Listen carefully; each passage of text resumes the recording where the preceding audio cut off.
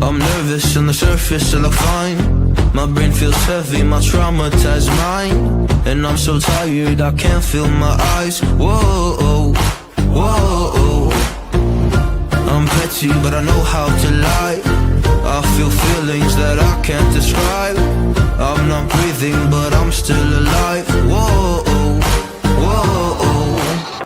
Shout out to Neoliberal Tears for this. Shout out to Twitter/X user Neoliberal Tears for resurfacing this clip.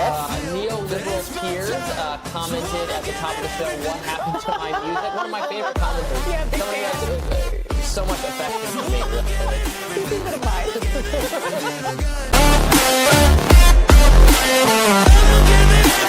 I'ma give it everything I got. Prepare for a holiday season of Neoliberal Tears. Hello, and welcome to Nightcap with Neoliberal Tears. It is I, Neoliberal Tears in the flesh, and as you know, I always manifest whenever the niche corner of left YouTube drama happens. I am called upon to react, to comment, to sneer, to laugh. So yeah, thank you for coming. Thank you for joining me. So today, there was an interesting discussion between Crystal Ball, friend of the show, and congressional candidate Kshama Sawant, who is primarying evil, evil cartoon villain, warmonger Adam Smith. The primary is Tuesday, August 4th. So if you live in Washington State, if you're one of the 10 people who watch this, and you happen to live in Washington State, and you happen to live in that district in Seattle, be aware. Just be aware. Be aware of your surroundings. Also, why haven't you tried to primary Adam Smith already? Like, come on. What are you doing? What's going on? Why? How come? All of these questions and more are going to be addressed tonight. So broken points is what I almost said. They did react to some pushback from their audience and other messy bitches like me on Twitter who said they should have Kshama Sawant on to at least give her some exposure. She's running an independent campaign outside of the Democratic Party, which we're going to see is a very contentious issue for some people who may or may not be frenemies of the show, Ryan Grimm. So let's dive in. Why am I blabbing? Just to respond to this comment I see in the stream from Kime. Oh, wow, is this new? I didn't know we were streaming on YouTube. I didn't know that was happening. Yeah, it's happening. I don't really advertise it because I'm disgusted with self-promotion. And I kind of just have this like naive urge to believe that if any lefty out there needs something to listen to while they're cleaning or running errands, that somehow they will find this magically, not because of me tweeting about it or whatever. So today I actually posted about it because I was like, okay, I have a good coterie of people I love who follow me on Twitter for whatever reason. So I'll just invite them to hang out, with me and see who joins. So I'm really glad you got the memo. I'm really happy to see you. All right, I'll shut up. I thought it was a really interesting exchange. If you've already watched it, let me know what you think in the comments. I'm very curious to see how are people feeling about it. Would you, for example, still support somebody who runs as a DSA candidate if they have the right convictions and they really believe in what they say to believe, regardless of whether you have other criticisms, valid criticisms of anyone elected? Do you think the DSA strategy should be the avenue that's already established, already there, wide open lane, or do you think there is value in picking the harder road, the road not taken, perhaps? of challenging the Democratic Party as an independent? Let me know. Let me know. I'm very curious. Bestie, Crystal, I'm going to turn it to you. Sorry, that was supposed to be a smooth transition, but I realized I'm not equipped. So sorry about that. Let's play it up. Last week, I interviewed Representative Adam Smith, Democrat ranking member of the House Armed Services Committee. And so this week, we thought it'd be a good idea to interview one of his primary opponents, and she joins us now. Kshama Sawant is an independent socialist running in the jungle primary against Representative Adam Smith. Smith, welcome to the show. Thank you so much for having me. Yeah, of course. And so in just a second, I'd love for you to give people a little bit of your background, what you're able to accomplish on the Seattle City Council. But first, I wanted to give you a chance to react to some of that interview with Representative Adam Smith. Let's go ahead and take a look. This is when I was asking him if he had changed any of his views with regard to Israel specifically, because he's taken some interesting votes recently. Jake Sullivan, who just came out and said that he regrets the Biden policy of the bear hug. He thinks they should have done more to restrain Israel. And I'm wondering if you have any regrets, because now you're voting in a somewhat different way, you know, both with the NDAA shift in position, with the Massey Amendment saying, hey, we should block aid. I want to send a message to Netanyahu. At the peak of the Gaza onslaught, you had a complete siege. You had entire neighborhoods that were leveled. They created the largest population of child amputees. Do you have any regrets about your votes during that time period? I don't, because everyone forgets about October 7th. Everyone forgets about what Hamas and... I already listened to this and I'm so pissed off. Oh my God, my blood pressure is rising. I already made this pun, so I shouldn't be repeating my jokes. But oh my God, sorry, I had to. Because oh my God, no regrets. No fucking regrets. These people are crazy. Thank God someone is primarying that piece of shit. Although, to be fair, actually, I almost appreciate, don't get me twisted. I almost appreciate the honesty. Because what I really even hate more is some piece of shit in Congress, like this creature of the woods, whatever demon spawned them out of hell. I prefer this honesty than someone who says, I feel so bad for innocent Palestinian civilians, while they literally voted for the genocide a year and a half ago, not even, and supported it all the way throughout, right until the moment Biden, Genocide Joe, friend of the show, just kidding, war criminal of the show, was pushed the fuck out. Literally, they waited until the exact opportune moment. I know it's a cliche to say that politicians are self-interested. They only move when you pressure them, blah, blah, blah. And pressure is good if they end up in the right spot. Not if they triangulate that pressure into, okay, I'm going to performatively vote no on my bill, but only because I know enough people are going to vote for it. And we all rehearsed it in advance. That's not progress. I object. From Seeking Truth in K9. By the way, Seeking Truth in K9s, I realized way, way, way too late. Like literally yesterday. I was like, I think I was showering or something. And I was like, oh my God, is his username a pun of like Seeking Truth in K9s? Like dogs? Not just K9s. You know what I mean? Anyway, let me know.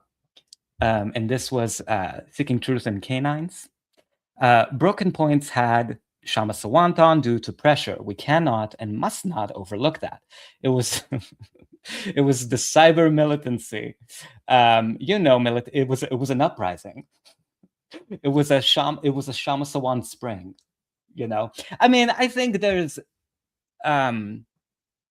definitely a corner of the Twitter left, which I know is super niche. I'll keep saying it because I don't want to pretend like. I mean, it is the real world. Like, you know, we're real people shooting our shit on the internet. But like, but it is niche.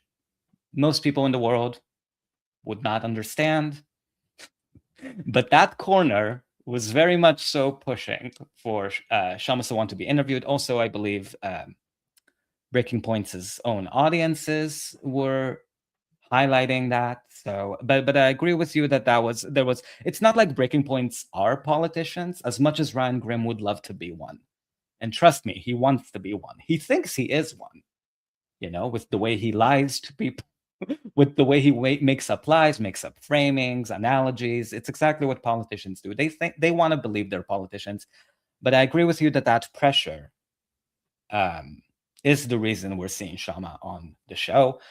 I also, spoiler alert, this is going to be way later in the stream. I do have some criticisms of Kshama Sawant.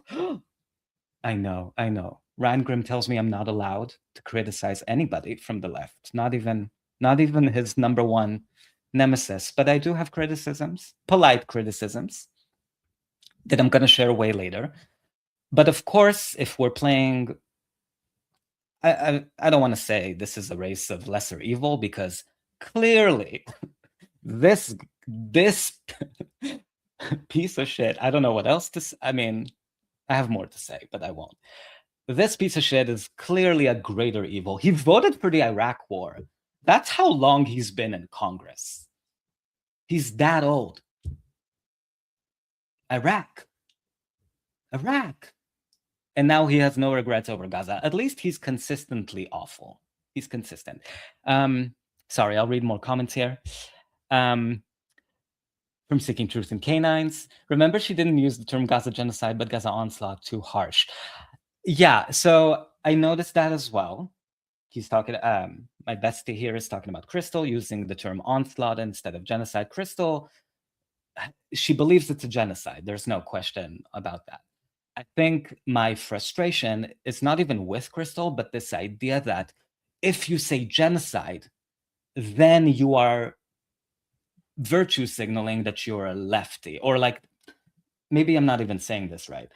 There's this idea in politician speak, like if you listen to CNN, NBC News, all of the crap shoots, they, in their idiotic burned brains, they think, oh, we can't say genocide because it hasn't been determined. Mind you, genocide determinations don't happen until decades, sometimes after genocides end, like in Bosnia.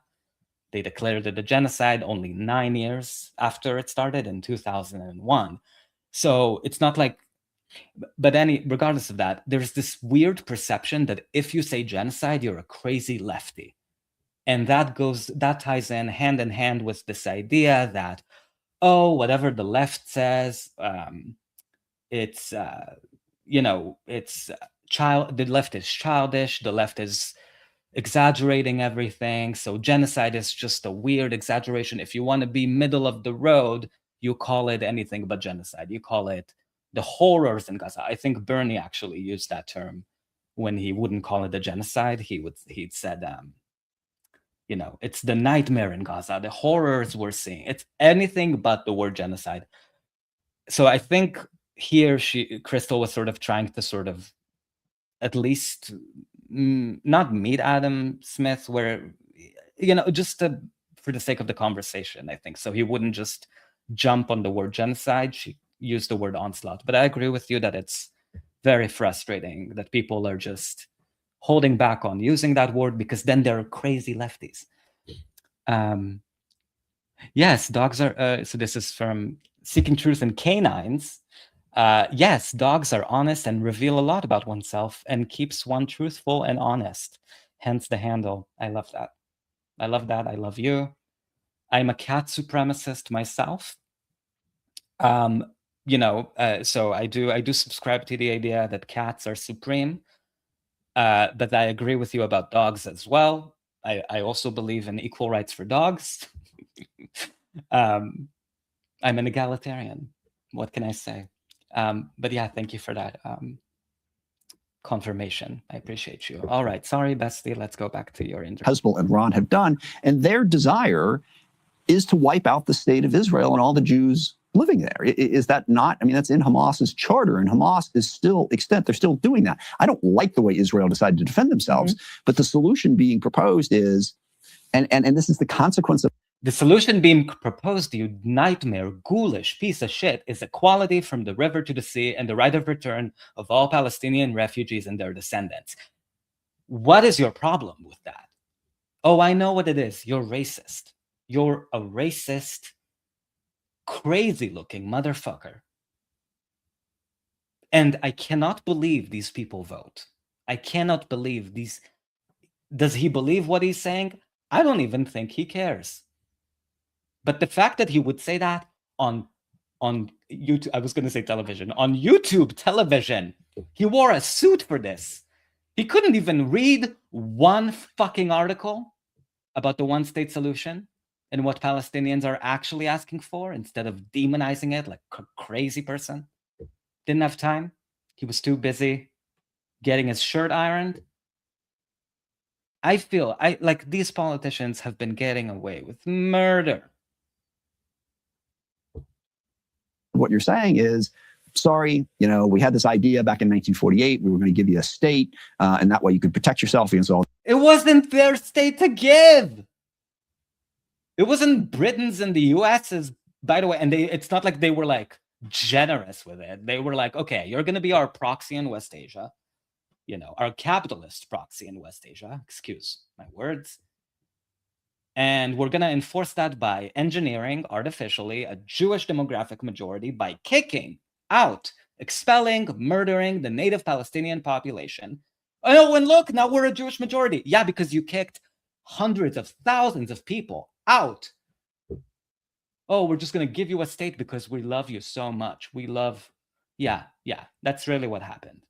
Fucking fuckface. This tax didn't work out, so just so people know, the way that things work in Washington is kind of similar to California. Everybody, regardless of their political party, runs in this jungle primary, and then the top two move on to the general election in the fall. I'm curious, Kshama, what did you think of that response? And what did you take from that interview in general from Representative Smith? First of all, the fact that he reached out to you, Crystal, to do the interview itself to me is an indication of his nervousness, because he's a very, very conservative Democrat. He's a longstanding warmongering Democrat. Let's be clear. He's been in Congress for 29 years, which is longer than many of my campaign's volunteers have been alive. And he is one of the 5 remaining House Democrats who voted for the war. That's a brutal line, by the way. I love that line. Like, he's been in Congress 29 years. That's longer than some of my volunteers have been alive. Love it.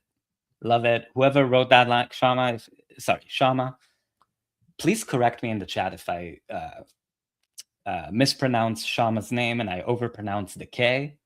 It's become a pet peeve of mine. Now I realize I'm almost doing it like a tick. I'm trying so hard not to say the K that I'm saying the K. So please hold me accountable. Thank you.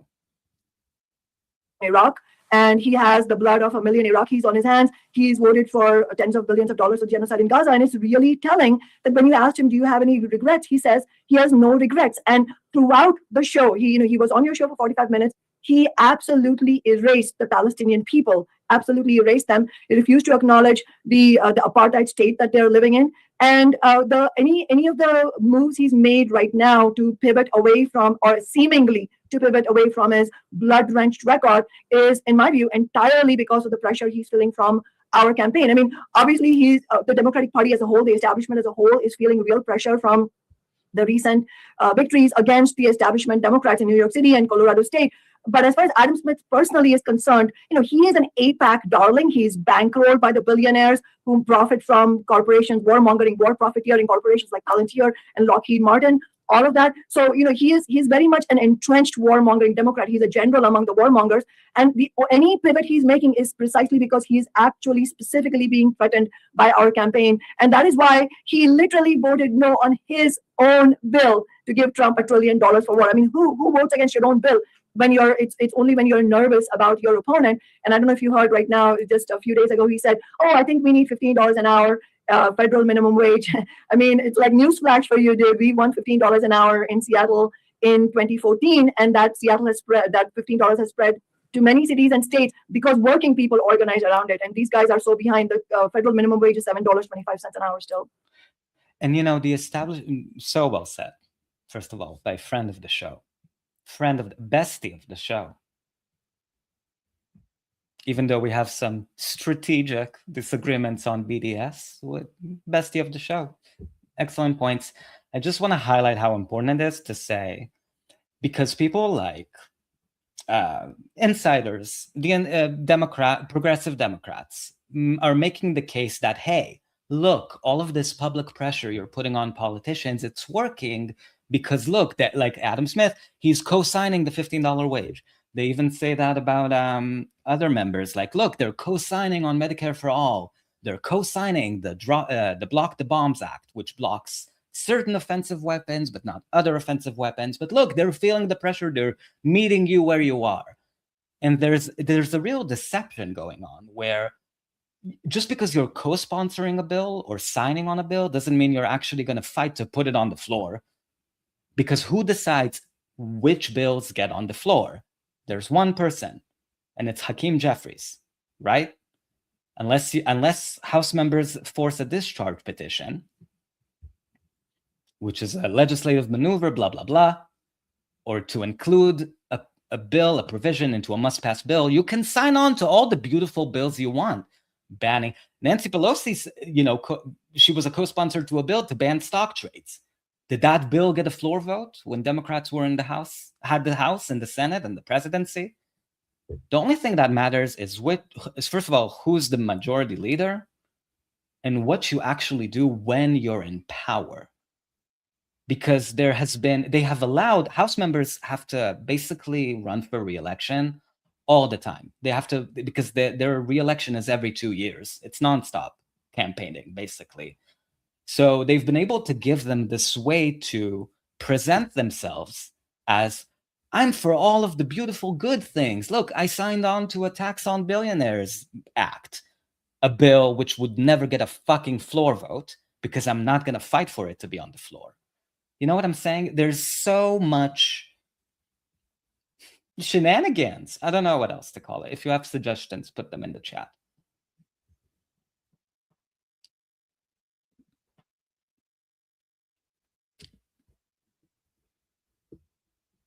I'll wait on. I was waiting on your suggestions, but I'll let them finish.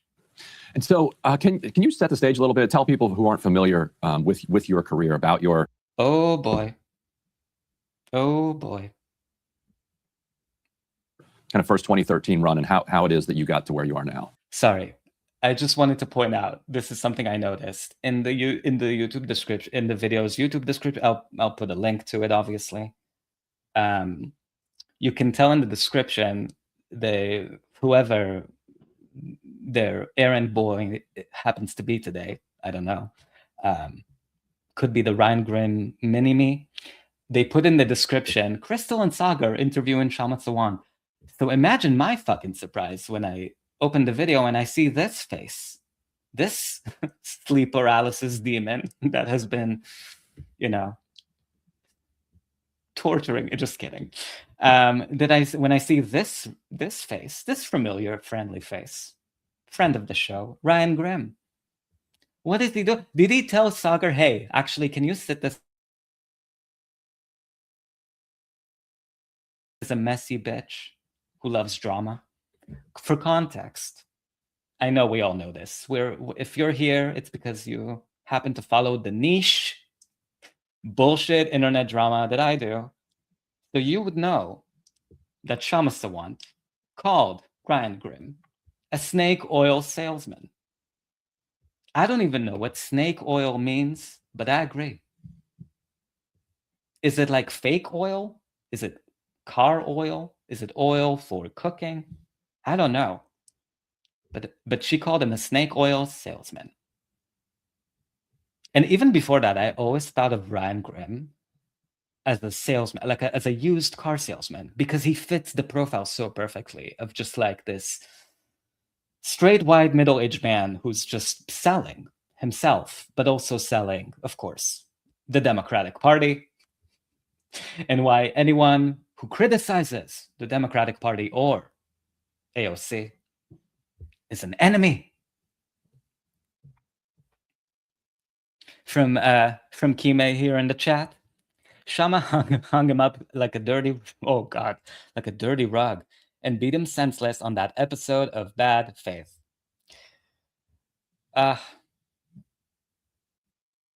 What a moment to have been alive. Can't believe we're here. Yes. So, but I think more broadly speaking, there have been so many instances. We could write books.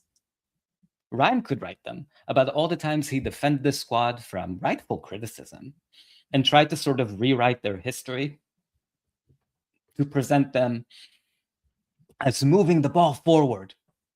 I actually think he thinks of himself or he wants to think of himself as part of American history because he's a nerd. And I think he has main character syndrome. Maybe that's why he was on today. I don't know. But either way, if he's a messy bitch like I am, I appreciate it. I'm not going to knock him out for that. Yeah, I ran as an independent socialist in 2013. That was our first campaign. And I say our and we because it wasn't just me. It was a whole group of revolutionary socialists who ran that campaign together. And we ran on our flagship demand of $15 an hour and also on taxing the rich. Corporations like Amazon, Starbucks, T-Mobile, these are all corporations that are headquartered in Seattle, and also for renters' rights and rent control. And at that time, I was widely mocked for calling for $15 an hour. Nobody thought it was going to happen. All the corporate media said it was utopian. But it was precisely because it was an independent socialist campaign and because we were running not on personality or personal narrative, or I wasn't running to make my own personal career. We were running very clearly on working class demands that the campaign actually won. Even though we were the absolute underdog, it was a long shot, we still won. And then after I took office in January 2014, two of the most powerful Democrats on the city council came to my office, sat me down and said that it's all well and good that you rabble-rouse your way into the city council, but we are here to tell you that City Hall runs on our terms and you're not going to win any minimum wage, let alone 15. And less than 6 months later, we had won $15 an hour. We made Seattle the first major city to win 15. And the way we did.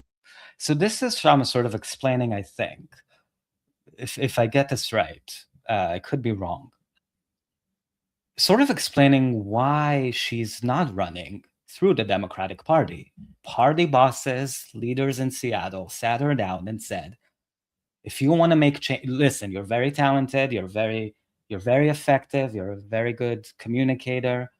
This is how we get things done. You run through us, with us, you help fundraise through us and for us. And in return, we back you up. We will help you push maybe not a $15 bill, but a $12 minimum wage bill. That's the compromise, that the Democratic Party makes to people, candidates, whoever. That's how it sort of absorbs people into its structure. And they were the main obstacle for her in a blue city like Seattle to get the $15 minimum wage, which is now over $20 an hour, because it has cost of living factored in, because Kshama and everybody else that helped that campaign, the 15 Now campaign, have fought for that. But they had to fight the Democratic Party. So I think it makes sense to me that Kshama would feel adversarial to that machinery and run against it as an independent. She made it on the ballot. And I really think a lot of DSAers say, just run as you have to run as a Democrat if you're a lefty, because you're childish and stupid and ignorant and emotional if you're not. All of these sexist framings, by the way, but that's a whole other discussion. The way women are usually browbeaten and abused, they talk to people to the left like we're children or something. Because you have to use the Democratic Party ballot line. Well, she found a way to make it on the ballot. She's going to be on the ballot as an independent. So what's the benefit for her running as a Democrat? Is it to attract diehard Democratic Party voters who are blue no matter who? Those people are not in our corner to begin with. I don't understand why it's even if you found a way to be on the ballot as an independent, that's the biggest obstacle. So the question moving from that should not be, why aren't you running as a Democrat? Which is going to be the rest of the theme for their discussion, unfortunately. It was not by me sweet talking other Democrats or morally persuading them, but by using my office to build mass movements. And that's the basis on which we won the Amazon tax and renters' rights. And that's the same principle we're using in this congressional campaign as well, to end all military aid to Israel and to win free healthcare. And so after that victory, you then had the 2015 and 2016 Bernie Sanders campaign, which led to this kind of influx in membership for Democratic Socialists of America. And if we can put up F4, people can see the chart here. It ticks down a little bit, and then boom, you see the campaign of New York Mayor Zohran Mamdani and you see DSA membership surging again. So now Ryan is asking Kshama about, like, he's showing her a graph. I couldn't believe this, of like the DSA membership registrations, whatever the fuck. I don't know. Maybe he made the graph himself. I don't really trust he's capable of making even such a basic graph. That's how biased I am against Ryan Grimm. But I mean, okay, so he's telling her, well, look, they've increased their membership, their national membership. By the way, they lost a lot of people during this period because so many DSA elected Democrats failed them. And nothing changed for the better for people, except paying their dues to the Democratic Party via the DSA Social Club. But regardless, he's showing her these figures. You can see here the bump after January 2025, which is when Zoran Mamdani announced his mayoral campaign to grow DSA. I believe Kshama was also a member of DSA at a certain point. But what I think Ryan is trying to do here is to get Kshama to say that she hates DSA or doesn't like DSA, or DSA is not the way because of this, this, and this. And what he's hoping to do, in my opinion, allegedly, this is all speculation. This is all speculation. I do not live in Ryan Grimm's head. Or maybe I do. That would be a horrible way to live. But I really think what he's trying to do here is to get DSAers in Seattle demobilized, or sort of get Kshama to sort of disavow DSA or go hard against DSA, or in any way alienate people in the Seattle DSA community who could splinter he wants to splinter the left vote, basically. He wants Kshama to lose. I promise you that Ryan Grimm does not want Kshama Sawant to win against Adam Smith. Why? Because all politics is personal. And she called him, accurately, can't say this enough, a snake oil salesman. Ryan Grimm does not want Kshama Sawant to win. If you disagree with me, let me know. But this is why I think he's making DSA such a focal point of his questions. He's not going to let this go. He's not going to let this go. But this is where I believe he's going with this. Effectively, challenged 3 incumbent Democrats in New York City, knocked 2 incumbent Democrats out, knocked out the kind of head of the Brooklyn party, who was backed by the outgoing incumbent. Then the DSA wins out in Denver, Colorado. They have a couple campaigns coming in Michigan as well, Detroit in particular. But talk to us a little bit about what your view is of DSA, which has become the kind of big story. I've seen you make an argument that their strategy overall is flawed. How do you square how you understand the DSA with how they've done over the last several months and years? I think it's really, really important what's happening. I agree with you. These are historic defeats of entrenched Democrats like Adriano Espaillat and Diana DeGette, in New York City and Colorado, respectively. I mean, these were seemingly invincible Democrats, incumbents, and they were defeated. And it is a decisive repudiation of the Zionist agenda, of the pro-billionaire agenda that the Democratic establishment subscribes to. And it's really crucial because it is in the context of the Democratic and Republican parties, in my view, and this is part of the difference of strategy and also analysis that I have from some of the DSA leadership, which is that, in my view, the Democratic and Republican parties both together are the 2 most powerful parties of global capitalism. And but the recent primary victories of the Democratic Socialists of America shows that, first of all, that tens of millions of working class people in the United States are angry. They're really angry at the status quo. They're angry about the genocide in Gaza, about the forever wars. And many of the people who voted for Trump are also angry because, remember, Trump ran on the agenda of ending the wars, and now he's become the warmonger in chief. And so there is huge anger in society. And so it's not a coincidence that you have Trump having very low approval ratings, but so do the Democratic and Republican parties. And in this context, the opposition to the establishment's agenda is winning victories. And so it is a confirmation of the dramatic shift in consciousness. I think all of that needs to then be translated into actual outcomes. And this is where, just to explain, my metric of success is not whether I win the election. Obviously, I have won 4 elections. So, and it was only because I won my first election, first of all, that we won $15 an hour, because at that time, the overwhelming majority of the labor leadership was opposed to 15. They were forced to get on board because of my election victory, and because the majority of union members and non-unionized workers were excited about 15 and wanted to fight for it, and the labor leadership would have been exposed at that time if they didn't support it. So in that sense, election victories are absolutely crucial. But in my view, election victories are not an end in themselves. It's a vehicle. Winning an office, in my view, is a vehicle to build mass movements. And so the concrete questions will be some similar questions that were raised when AOC was first elected and the original squad members were elected. What will you do with that elected office? And so concretely, the immediate question that will be faced, especially if the Democrats win the House, is will you vote for Hakeem Jeffries or some other genocidal Democrat as the Speaker of the House? And that concrete question will translate into either there will be pitch battle inside the Democratic Party, or there won't be, and the new Congress members will be schooled into accepting. And already we have seen Mamdani and AOC endorse Hakeem Jeffries. So that's the kind of concrete question I'm talking about.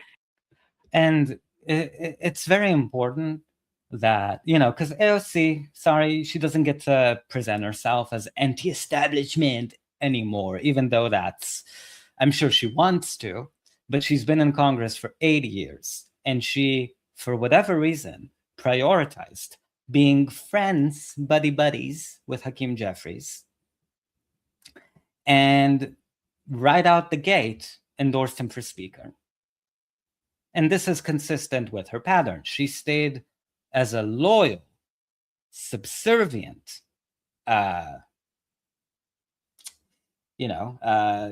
media asset for the Biden 2024 campaign. She refused to let Biden go, even when Biden himself, I think, stopped being present, mentally, physically, in any, I think Biden could have passed during the 2024 election campaign, and AOC would have still said, guys, let's not take any risks here.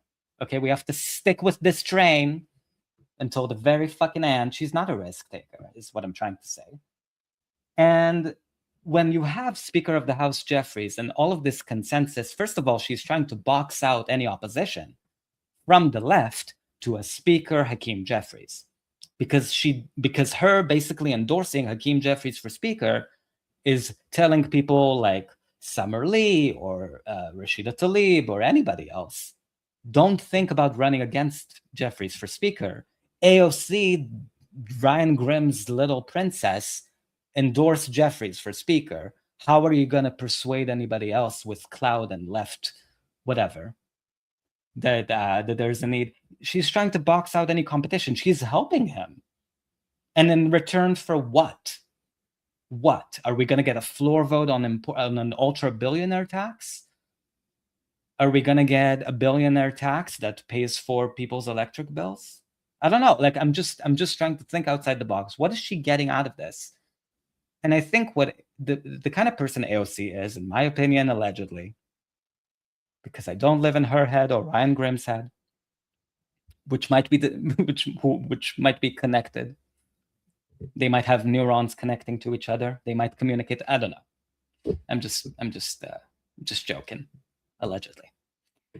But I think she just wants to have an easy career. She wants to have an easy life. And the way you have an easy career in politics is you try to get along with everybody, even terrible people, horrible people.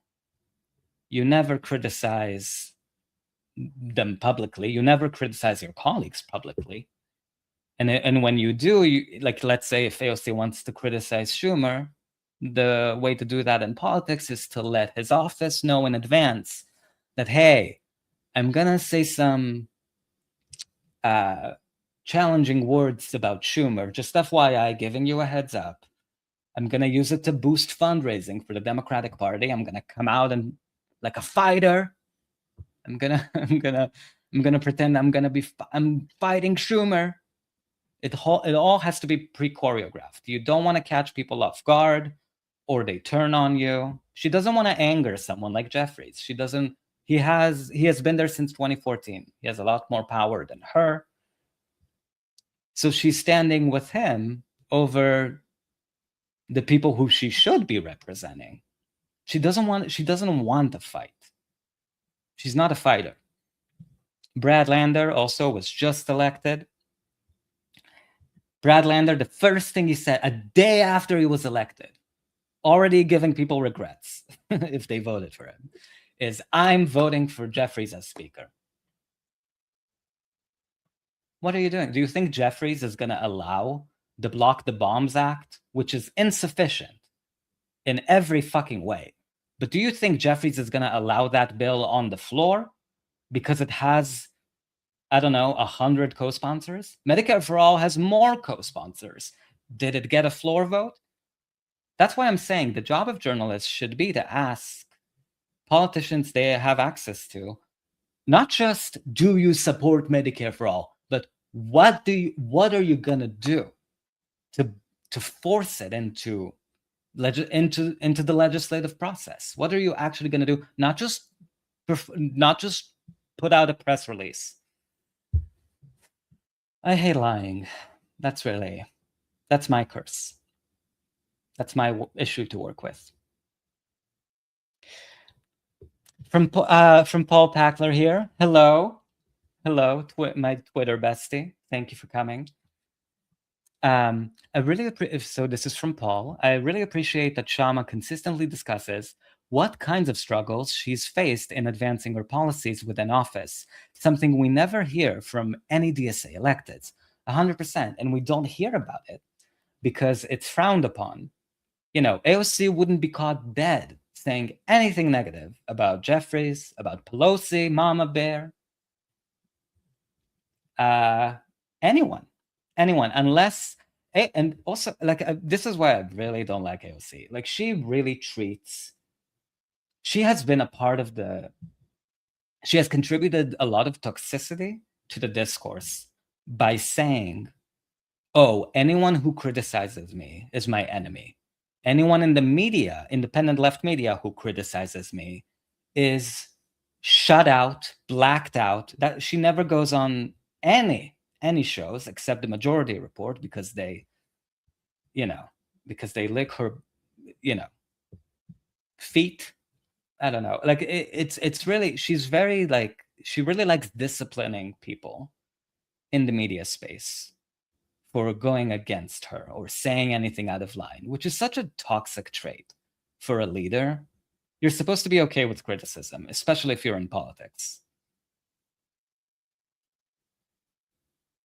From Kime here, he acquiesced, Lander did. He gave what little leverage he had away before he could even use it. He just wants to be a team player. They're all falling over themselves to prove that they're team players. It's so sad. It's so depressing. That's why people are saying that. It's not that people are saying the Democratic Party is necessarily constructed as a dead end institutionally. It's just that the people who are elected for whatever reason, historically, have been dead set against picking any fights with leadership because they're so desperate for approval, for career advancement, for all of these things. So it's not like there isn't value in getting good people with convictions elected. It's just that we happen to have self-serving narcissists who refuse to pick up any fight. And I hate the Republican Party. I'll never vote for a Republican. But they're not afraid of picking fights with leadership. They made Mike Johnson, they put him through the fucking ringer. And they got stuff out. Out of it. But people like, not just AOC, I'm blaming 99% of Democrats. They just really sincerely believe that you can sweet talk your way into these people's hearts, into you can make them friendship bracelets. You can win them over with your winning personality, your charismatic smile. And it's pathetic. It really is. From Fascism Watch here. They follow a huge multilateral script. That's why they all smile. Like Adam Smith was smiling while he was saying all of this deranged Zionist talking points from the 1980s. I don't think anyone gave him the update. Like, hey, we updated this, by the way, this material. It was literally the same bullshit of like, it was a land without a people. We were so generous. So stupid. Never trust a funny, from Fascism Watch, never trust a funny, smiling leftist who doesn't respect intersectionality.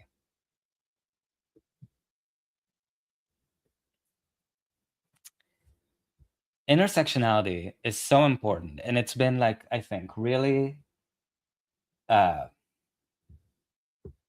people in the media space who actually have shows and audiences and all of these things, they really, like, I think, have done a disservice reducing the discussion about woke, quote unquote, into like such crude, idiotic, pun not intended, black and white stuff. Like, they really try to sort of dumb down the backlash to quote unquote woke, which has really been, I think, a combination of a backlash to elitist language around politics and race and gender.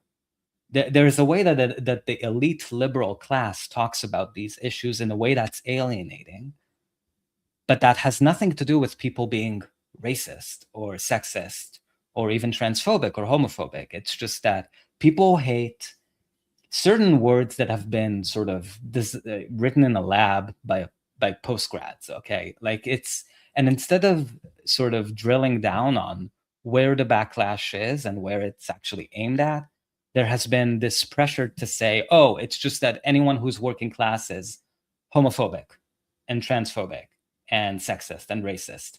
Because liberals love seeing people in the working class as stupid idiots who are racist, sexist. And really the racism, the sexism is coming from inside the house. I've never met more racist, sexist, homophobic people than rich, white liberals. And I'm sure they're out there.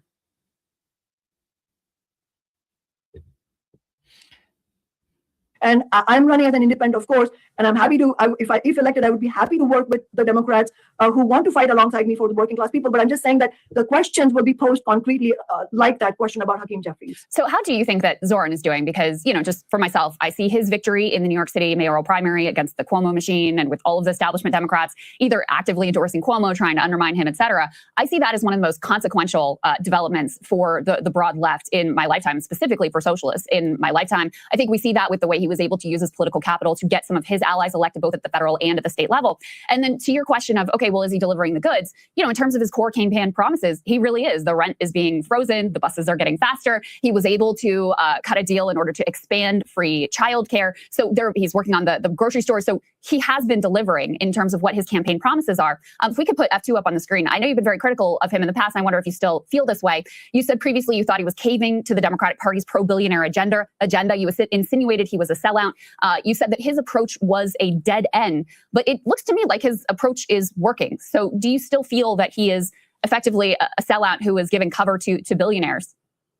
I think if you look at what has happened, you know, I agree with you, the rent freeze and all of that. And as I've said in previous shows, for me as a revolutionary socialist, I mean, I may have differences on various questions of strategy, but as far as working class victories are concerned, I support every single victory. And for me, that is a very I insist on a non-sectarian approach, meaning that I might have critique, but having a critique of other leaders on the left, in my view, is not sectarianism. Sectarianism is when you refuse to prioritize the interests of the working class in order to prioritize, you know, your petty differences or petty quibbles and stuff like that. And so, is the rent freeze important for the working class? That is, whose lives are going to be made better by that? Yes, absolutely. The question, though, in my view, is everything else that's missing.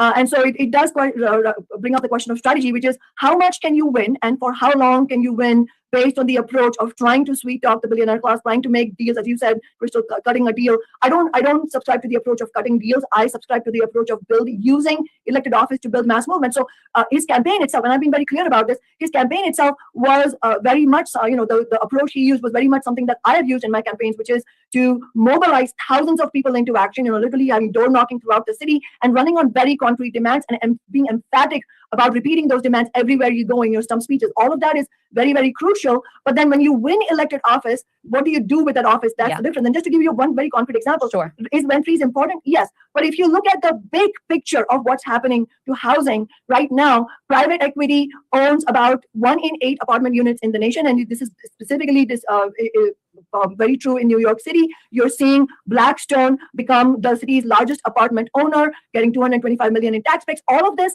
these are just examples I'm using just to make the larger point that the big picture that's missing when we only look at, isn't rent freeze a win? Yes, it's a win. But I'm talking about the big picture of capitalism in which everything is going downhill for working people, not to mention the climate catastrophe. And so the approach that's needed is going to be a fighting approach that I've used, which is actually mobilizing hundreds of thousands of people into action. And just to, I want if I could just on that, Kshama, because I think.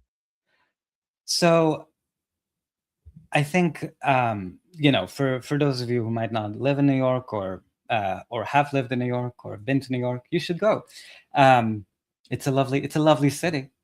And but just broadly speaking, right? I think Crystal's and I think she's very sincere in this. So she has seen the specifically Zoran's success as, I think she called it, a model in terms of how a candidate can be principled, stay true to their leftist beliefs, and she's not the only one who has.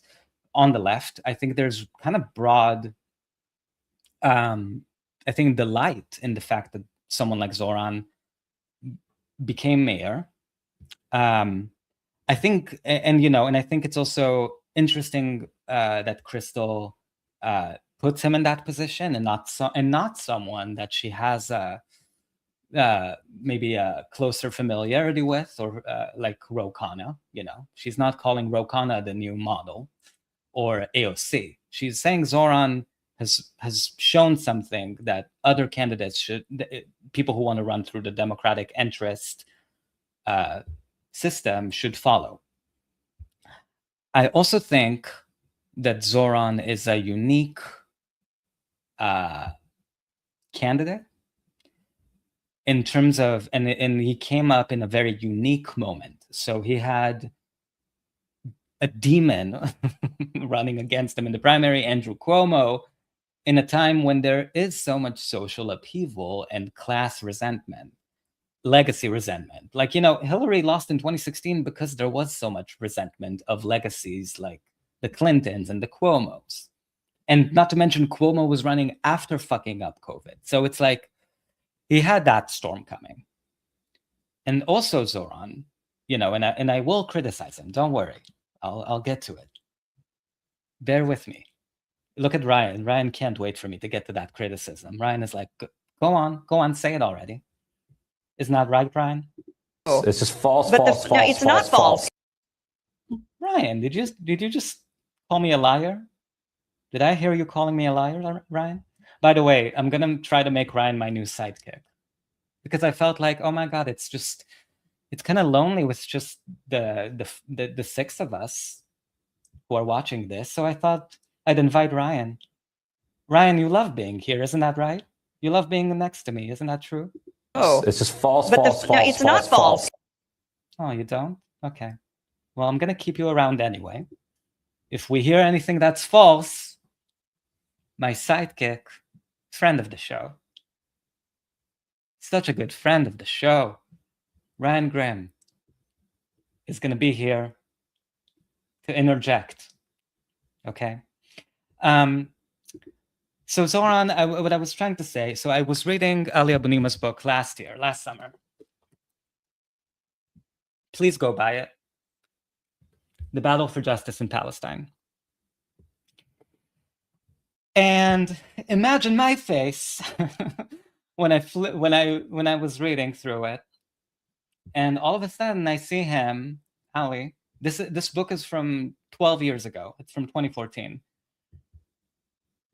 Ali is bringing up Mahmoud Mamdani and his writing on the parallels between American settler colonialism and the settler colonialism in Palestine. The book is called Good Muslim, Bad Muslim. You should read it as well. So Ali quoted this incredible passage from Mahmoud Mamdani, Zoran's father. So I think Zoran has a unique understanding of Palestine, and he happened to be elevated into the media spotlight at a moment when we were craving politicians who actually talked about Palestine in the terms that we talk about Palestine.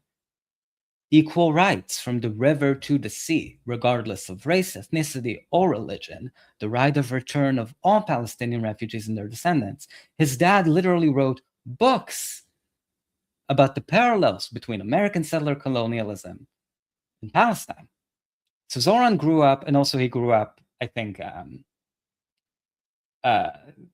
don't know, third culture kids. I don't know if that's the term. I don't want to offend anybody, but it's kind of like when you've sort of grown in multiple countries, so you sort of have an understanding of the world that's kind of wider than most 34-year-olds get to have.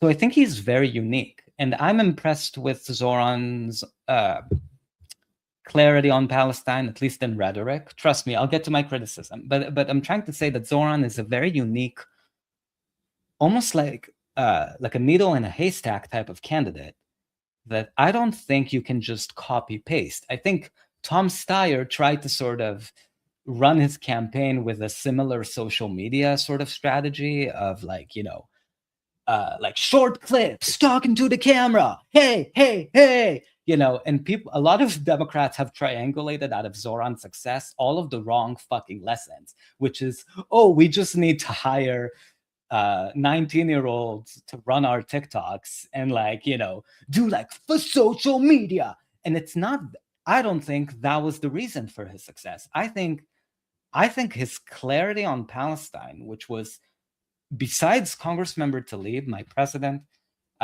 we have not seen before. And there was a moment in the New York primary debate when they were asking him if he thinks Israel has a right to exist. And Zoran said, it should exist with equal rights, which I think when he said that, he didn't think it would cause such an uproar.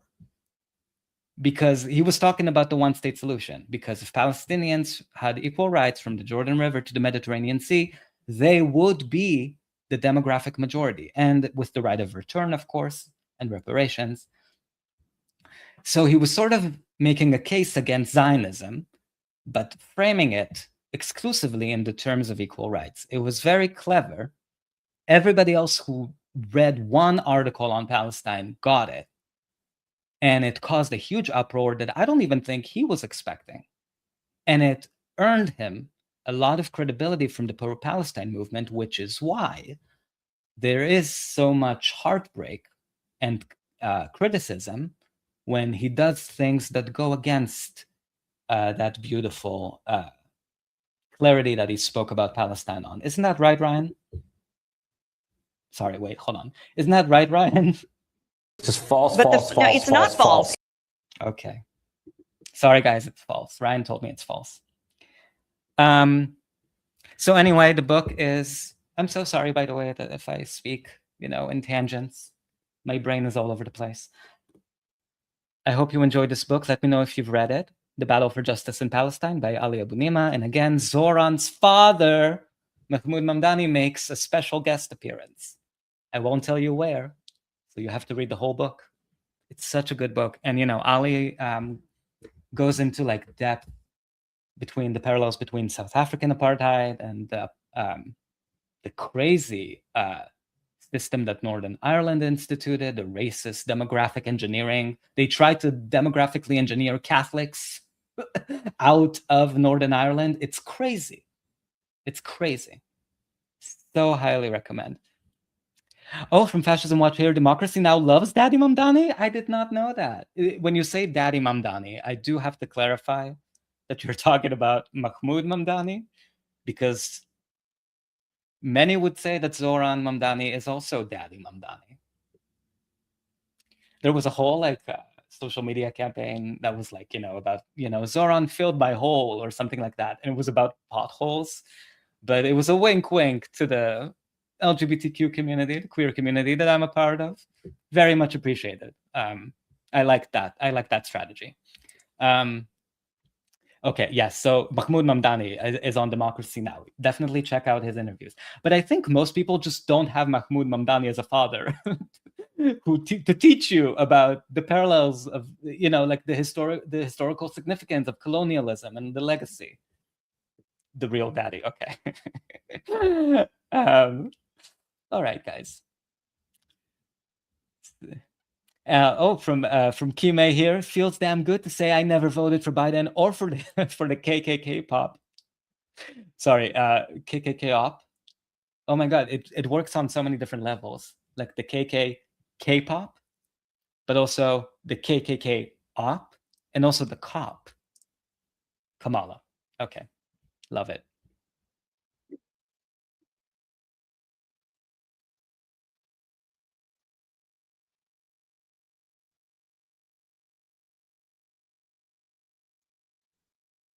Was important to Kathy Hochul. And so I was kind of critical of that. I was skeptical of that. I was like, you know what? These people, they're never going to work with you. They're going to be adversarial to you. What are you doing? Well, I think that I was wrong and he was right, because ultimately we have to deal with the reality that Kathy Hochul is governor of the state. Donald Trump is president of the United States. We would like it if that wasn't the case, but that is reality. And he was able to secure a very significant win for working class people through being able to work with Kathy Hochul. Now, when he, for example, went and met with Donald Trump, he literally called the man a fascist to his face, but he also has not had the, massive invasion of New York City that we saw in, for example. Okay, I do have to correct Crystal a little bit. When Zoran met with Trump, he didn't actually call him a fascist. A reporter, a messy bitch reporter like me. I'm not a reporter, but I'm a messy bitch. A messy bitch asked Zoran, hey, you called Trump a fascist, and now you're standing next to him. Do you still think he's a fascist? Trump took the question and said, go ahead, you can say you can call me a fascist, just say yes. Sort of like he gave him an out, Trump.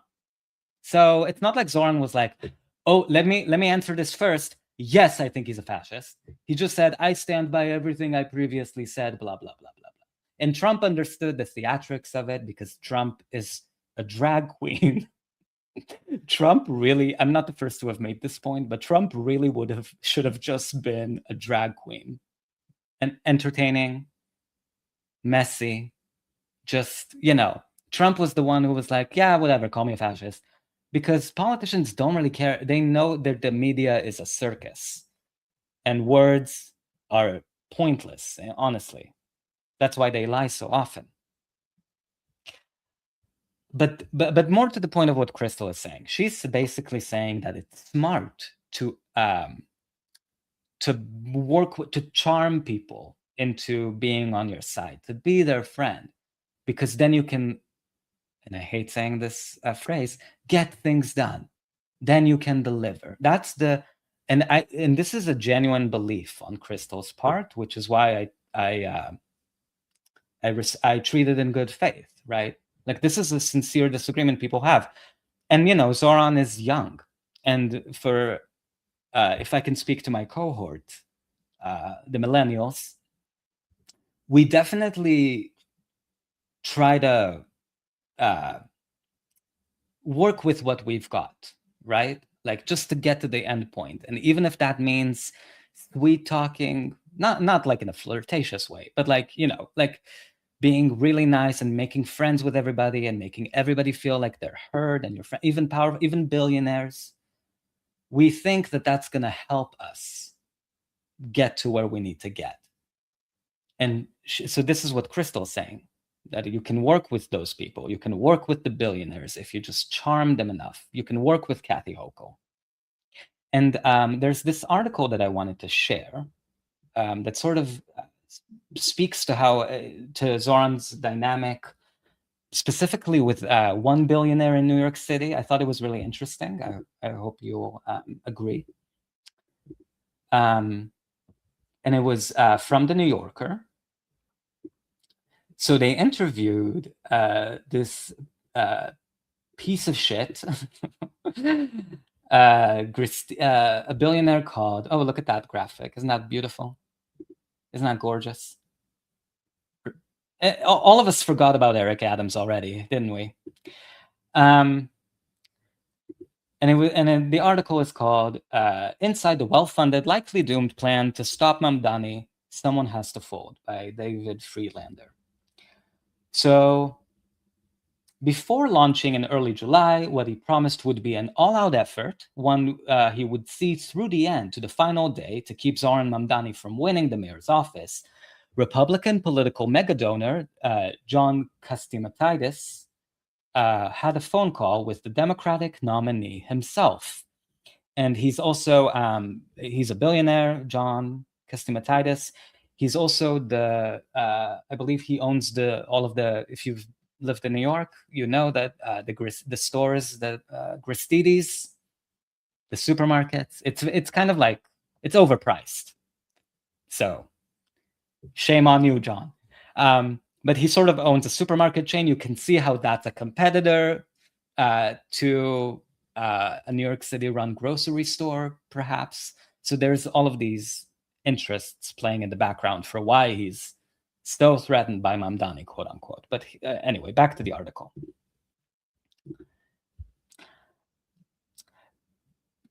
Republican political megadonor John Castimatidis had a phone call with the Democratic nominee himself, Zoran Mamdani. I said to him, look, you're a very nice guy and, you know, a very smart guy, the 76-year-old billionaire owner of the Gristedes supermarket chain told me. And he, Zoran, says to me, oh, when you get to know me, you might like me. So, you see, this is what Zoran thinks, right? That if he just, he's not wrong, but Zoran believes, I mean, at least he's wrong in this aspect that I'll talk about. Zoran believes that if he just charms this 76-year-old billionaire enough and get to know him and you know, talk about their past and, you know, woo him with his winning smile, his daddy winning smile, that a 76-year-old billionaire is going to be like, you know what?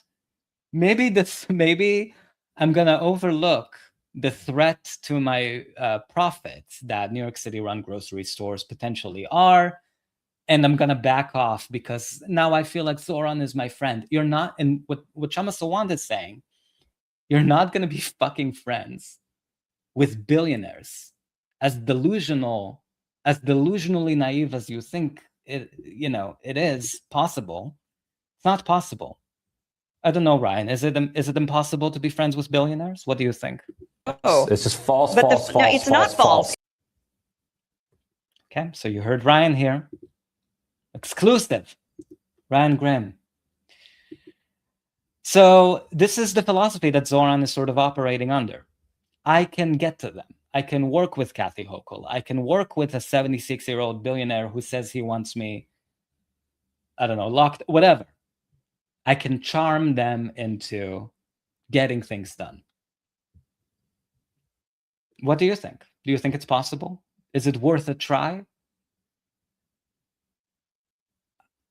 I guess he has to try because now he's elected. But I think they're not going to give you as many concessions. They're going to give you concessions. It's just never going to be a threat to their bottom line. You know, and Kshama sort of brought that up. That sure, rent stable. He put in a rent freeze. Okay, he put people in the rent freeze board. Zoran Mamdani, he got to nominate people to the rent freeze board, and those people put a freeze on rent stabilized apartments, which is about 1 million apartments in New York. All right, so those 1 million apartments got a rent freeze, which also happened, by the way, under de Blasio. What about everybody else who doesn't live in a rent stabilized apartment? They don't have a rent freeze. Because and what about all the private equity firms that get $225 million of a tax break for all of the buildings and apartment units that they own in the city?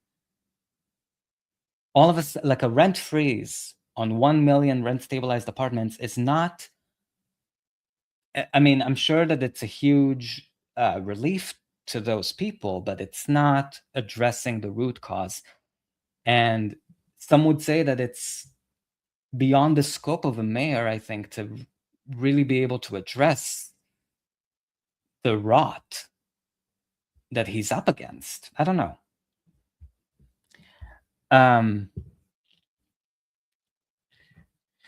From Fascism Watch, they just become friends with millionaires or people with monetary potential. They do become friends. And a lot of people in the media become friends with politicians. And then you see how it's so incestuous, all of this. But I think even the most sincere, committed people delude themselves or lie to themselves, saying, I can get this, I can work this. I'm Zoran Mamdani. I have huge media clout. I have a huge social media clout. I can get through to these rich billionaires and get them to meet me where I'm at. And that's what I think is going on here. Like in good faith. It's just wrong. It's just wrong, and it's delusional, and it's almost kind of, maybe that's what Zoran needs to believe or wants to believe, because the alternative is harder to wrestle with. I don't know. I could be wrong. Allegedly. Or having certain faith elements that they can instrumentalize for their business or partnership to open bridges, if not millionaires. Yeah, 100%. All right, sorry, besties, for pausing you. Sorry, bestie, for pausing you on that face. That was not intentional. I hope you forgive me. Hold me accountable. In Minneapolis, which also has very important consequences for working people in New York City. So from my perspective, as someone who now is mayor of a city responsible for millions of people's lives and is trying to cut a balance between, a revolutionary objective, but also working inside a system as it exists, I think he's really struck that balance well of leveraging the mass movement that he built and that DSA has, but also being pragmatic and smart and getting wins for his agenda so that we can prove that socialists aren't just out there like, having a book club and screaming slogans, that they can actually be trusted with power in the city and they can actually deliver measurable, concrete results for the people there. Well, as far as delivering concrete results, just to say that we, through a totally different approach than Mamdani, we were able to win we were able to make Seattle the first major city to win $15 an hour. And actually now Seattle has the nation's highest minimum wage of $21.30 an hour. We won the Amazon tax, which is hundreds of millions of dollars every year, defeating Jeff Bezos in a city of around, less than 800,000 people. And we won a whole host of renters' rights in such a way that the corporate landlords, by their own admission, simply could not win in the 10 years that I was in office. And so as far as winning victories for the working class is concerned, these are massive historic victories that came from one elected office on, as an independent socialist with all the other people being Democrats. And, with respect, yes, can I just, with respect on that though, it doesn't seem that model has been replicable. I don't take anything away from you in terms of, we've talked before, we, interviewed you back in Rising Days, et cetera, and followed your. Crystal, that was a parallel universe. Okay. That was not, this is the first time you're talking. What are you saying? What are you saying? Did I travel back in time a few days ago, all for naught? Are you challenging my reality with alternative facts? Bestie, I'm confused. Ryan, what do you think about what Crystal just said? Do you agree with her? It's just false, but false, false, it's not false. I agree. It's completely false. Completely false. Thank you, Ryan. Thank you, bestie. Your progress closely. I don't take anything away from you in terms of the victories you're part of securing. It doesn't seem that model has been replicable though. And, one member of Congress, one mayor, one city council member is not going to be sufficient. Whereas with DS. This is so interesting because the first time I listened to this was actually my thought. One mayor is not going to make that's exactly right. One city council race, one mayor, one DSA mayor, 5 DSA House electeds are not going to change the Democratic Party with 0 DSA senators. Maybe Abdul El-Sayed will get in there, so that's a more progressive-leaning Medicare for All supporting senator. He would be one of a few, maybe. But even then, the balance of power inside the Democratic Party is not going to change because 5 DSA Congress members, who, to be clear, I endorse. I'm saying this like I matter. Like neoliberal tears endorsed Chris Rabb, Melat Kiros.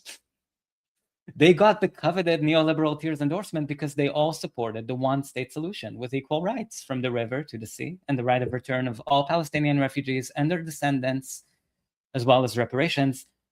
They're not going to, those 5, also Daria Lisa Villa Chevalier, who was the co-founder of the Columbia University's Apartheid Divest Coalition at Columbia during the protests, the pro-Palestine protests. Those 5 House members are not going to change the dynamic of a 200-member corporate party.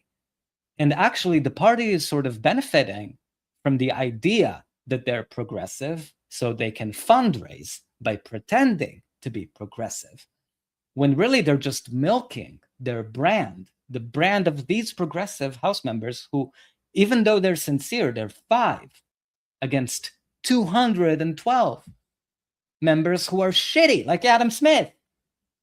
Adam Smith is a fucking Democrat, somehow, some way. Actually, he fits right in. So I think there's the level of, because people like Crystal like to say, oh, you need to be realistic, like to leftists, to dirtbag leftists like myself.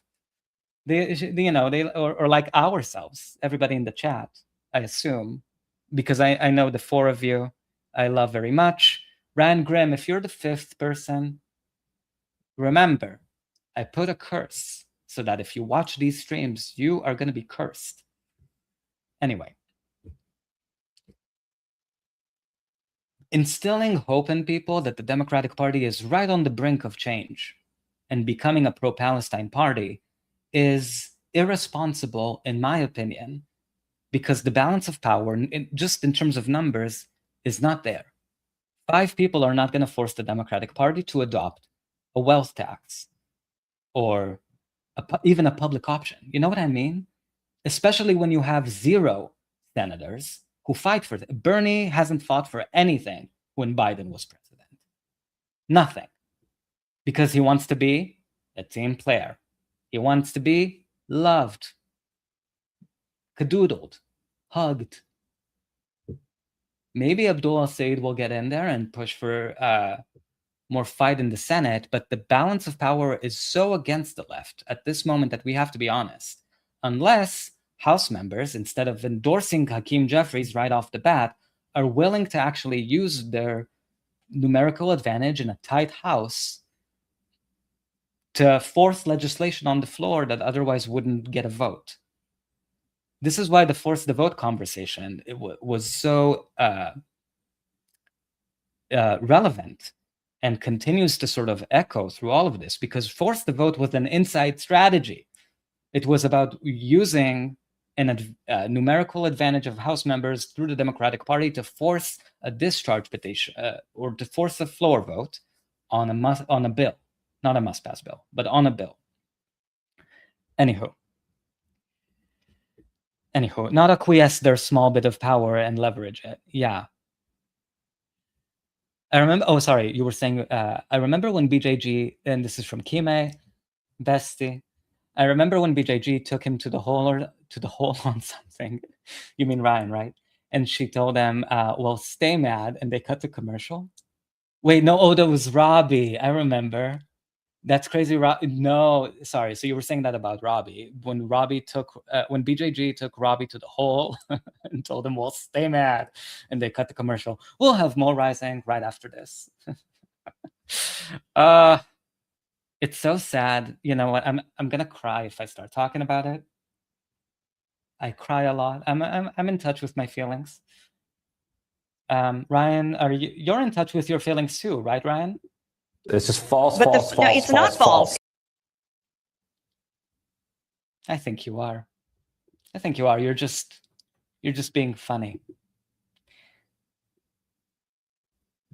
Anyway, so Kime, I don't want to cry, so I can't talk about Rising right now. But I think what has become of that show is an abomination, and we need to force a floor vote on a bill that would criminalize, that would you know what we need? We need legislation that would force a floor vote by us on who gets to be who to nominate for the left chair, because I don't even want to say her name, that shitty Democrat that they have in the chair. Like, she's disrespecting the chair. That chair is supposed to be, you're supposed to be not just a fucking DNC mill, communications fucking major. Like, you're supposed to be, you're supposed to be an anti-establishment leftist. Oh my God, don't get me started on that. Oh, I have too much to say. I have too much to say. Sorry, guys, back to you. Back to Kshama and Crystal. Say, you know, they're running hundreds of candidates. They've secured a lot of victories. They've done it on the Democratic Party line. And they're really winning the argument with the Democratic base, which now overwhelmingly supports. This is what I mean when I feel like journalists are being irresponsible when they present things that way. The Democratic base, sure, 80% of Democrats support Medicare for all. Like, you know, I think it's like 90% of Democrats that support an arms embargo on the Zionist state, the apartheid state, that should have never existed. What the base wants has no bearing on what the Democratic Party does, because the base doesn't write policy. Corporations write policy. The base, or polls and all of that shit, the only thing that influences is messaging, communications. Like, you know, so 80% of Democrats support Medicare for all. We Democrats are gonna present our COBRA subsidies bill as a healthcare for everyone bill, when really it's fucking COBRA subsidies, because they know Medicare for all is popular. You see what I'm saying? Like, everything that goes to the Democratic Party through polling gets triangulated to death. And who fights for things to not be triangulated to death? Not enough people, not enough Democrats. The politics that you and I do, which to me is an extraordinary thing as well. Obviously, the Democratic base supports it, but the Democratic base supports us too. I mean, I would not have won a single election had the majority of people who vote Democrat otherwise had also not voted for me as an independent socialist. As far as the base is concerned, yes, but that's not the question here. The question is what strategy works as far as the political establishment and the billionaire class is concerned. And you say that Mamdani and the DSA leaders have been leveraging mass movements, and I don't agree with that. They haven't been leveraging mass movements. In fact, they've been doing the exact opposite. And just to give you a concrete example, as far as Kathy Hochul is concerned, you know, Kathy Hochul's back has been against the wall, had been, and so far, especially with the rising consciousness and the anger against the Democratic Party. So in my view, the job of socialists is not to help rehabilitate the political reputations of politicians who are widely exposed as sellouts, as arch-Zionists, as pro-billionaire politicians. And I would certainly not have done what Mamdani did, which is endorse Kathy Hochul in the midst of the New York City nurses strike at the same moment that she was writing executive order after executive order, helping the hospital bosses hire scab nurses in order to undermine the nurses strike. So in reality, it is our job to go much, much farther, because capitalism is a ruthless system. This is class warfare against us, and we have to fight against that and make sure that we are exposing the politicians even further. Not our job is not to forge a progressive alliance. Some sort of private alliance with Hochul. Similarly, with Hakeem Jeffries, we have to actually push back against that. And right now, the establishment is feeling the heat. And so, at this moment, we should not be helping them. That is the part I disagree with. We should not be helping them. We should be going all out. And you know why? And I want to quote a political article here, which is saying it from the establishment side, but it's making the same point that I am making, which is that the capitalist class and their representatives, they are extremely malleable. They will try and adapt to find some way of continuing to survive despite the waves of revolt that come in every era. And our job as revolutionaries is to push back against that. And, they say that every movement becomes the establishment at some point. A lot of the elected officials who are in office now were once part of a movement. This happens every 20, 30 years. It's not about, it's a feature of two-party politics. So that's this guy from the Democratic establishment recognizing that, yeah, we need to present a different presentation in order to quell the revolt and so on and so forth. And I'll tell you one thing, you can maybe win rent-freeze with the approach of trying to sweet talk the billionaire class and their representatives, but you're certainly not going to win the big-ticket items that working people need, which is universal public healthcare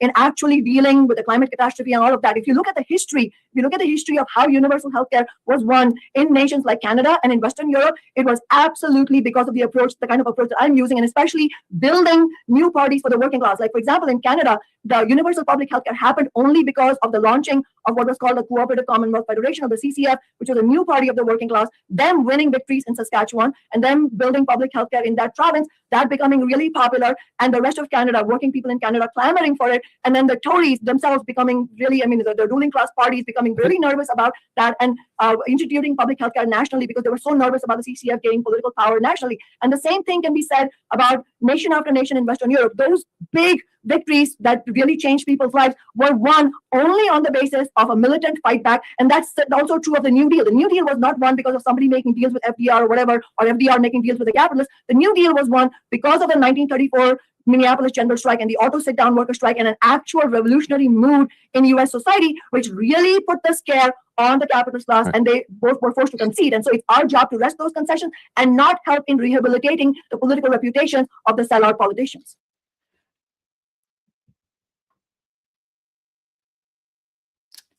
I'm so glad she didn't let Ryan Graham interject. So glad. From Kime here.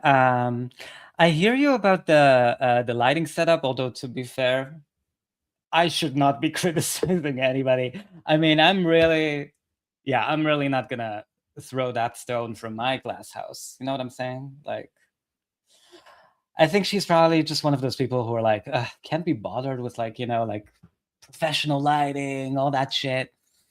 Maybe we're gonna get her whatchamacallit, Morris Katz or Fight Agency to spruce her up, give her like a ring light, put Kshama on TikTok. Can you imagine? That would be kind of funny. Honestly, I would love if Kshama had a TikTok account just to make fun of Ryan Graham. Like, just every day she would post a TikTok specifically around Ryan Graham. Ryan, would you like that? You would love that, wouldn't you? It's just false, But false, no, false, it's not false. Oh, I think you'd like it.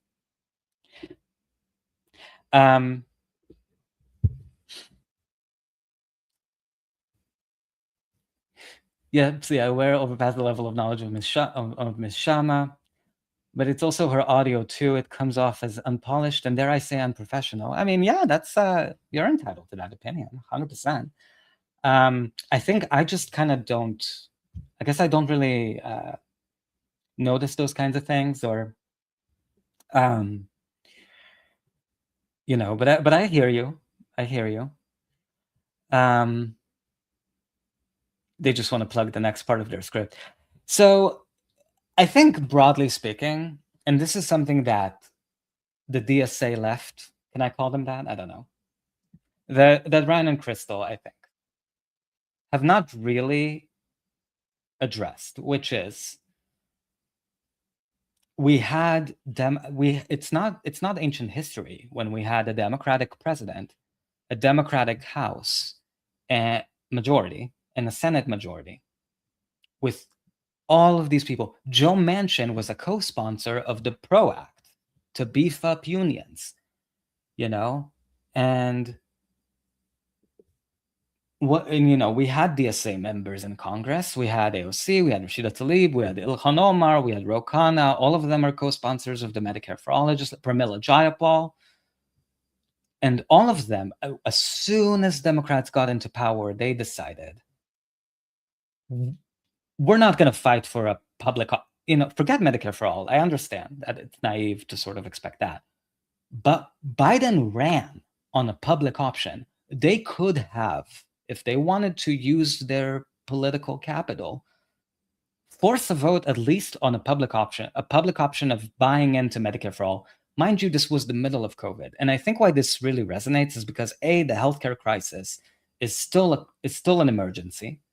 It hasn't changed in 5 years. If you have good healthcare, all of these people, as soon as Democrats got into power and the politicians refused to do anything except COBRA subsidies and giving people $1,400 that lasted for 2 weeks for most people, as soon as that news cycle went away, all of them, including AOC, just said, forget about Medicare for all. We don't care anymore. What's the next thing? They stopped talking about Medicare for all for 2 years until Democrats were out of power. People aren't stupid, okay? So what's different? What's going to be different this time if Democrats retake the House and the Senate and maybe the presidency in 2028? Is anybody going to force a floor vote on a public option? I'm not even saying Medicare for all. I'm saying, are they promising to pass a public option now? Biden promised a $15 minimum wage. And as soon as it was within reach, they found a way to blame a parliamentarian that could be fired. Bush fired his parliamentarian when that parliamentarian said you can't pass a tax cut for the rich. And he was like, okay, bye-bye. Thank you very much.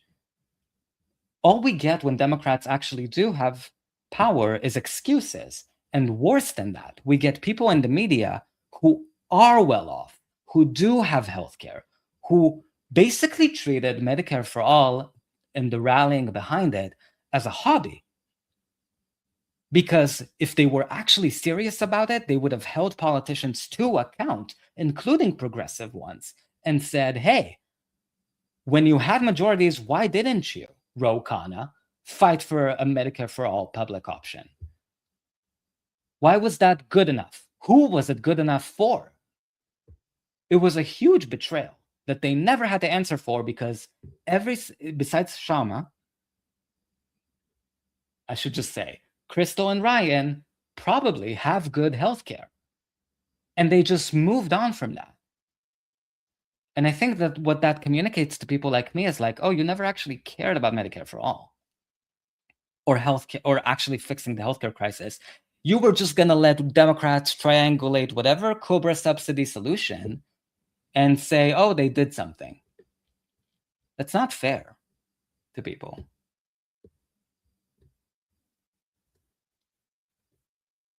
So this is why I really think, like, if Democrats retake the House as they're expected to do next year, because the opposition party always retakes the House in the midterms to the president, whoever isn't the president, the opposition party takes the House in the after 2 years later. They're not promising to do anything differently. They're not promising anything. I think that history is all accurate. I think the part that I'm confused about is why it wouldn't also apply to the strategy that DSA is undertaking. For instance, like if you compare their broad idea, they're a socialist organization that is going for long-term socialist revolution in the very long term, but in the immediate term, they're trying to reform the system and trying to reform the situation for working people by running candidates in elections. Your organization, it was Socialist Alternative, and I think Revolutionary Worker that you started in 2024. Long-term vision of revolutionary socialism, short-term vision of reform for working people. So you see, Ryan, instead of coming up with, I don't know, like a new question, he's still hammering her about why she thinks DSA is not the strategy, like the ticket to run on. Like he's still trying to stab her in the heart by saying, please criticize DSA so it alienates your DSA volunteers in Seattle and they're demobilized and unenthused and I screwed up your campaign. I genuinely believe that's why he's doing this, because he already asked this exact fucking question. What the fuck? Is this Tourette's, Ryan? Are you like repeating yourself because it's a neurological disorder? Were you not able to think of any other new questions? Don't worry, this isn't the last time Ryan is going to bring up DSA. Using the electoral system. They have now, well over 100,000 members. You could let us know what yours is at now. But otherwise, what's the difference between the two things? He's such a passive-aggressive bitch. Oh my God. Ryan, you're a petty little kitty cat, aren't you? It's just false, But false, no, false, it's not false. It's not false. Petty little kitty cat. Let's say Kshama said, yes, DSA is the strategy. What's the fucking point? Like, do you want her to pay dues to the Democratic Party? Why are you trying to say that running as independent? By the way, there's someone running as independent in Nebraska, Dan Osborne, who's a fucking Democrat. He's just running as independent because because the Democratic Party brand is so shit. And Ryan would never criticize Dan Osborne for not being a part of DSA because he's a man. And because Ryan is trying to hurt Kshama's standing with DSA volunteers. He's trying to splinter the left. Ryan Grimm is a demon. I was going to say, oh my God, he's a MAGA operative. But like literally, he's helping Republicans all the time. Just causing divisions in the left.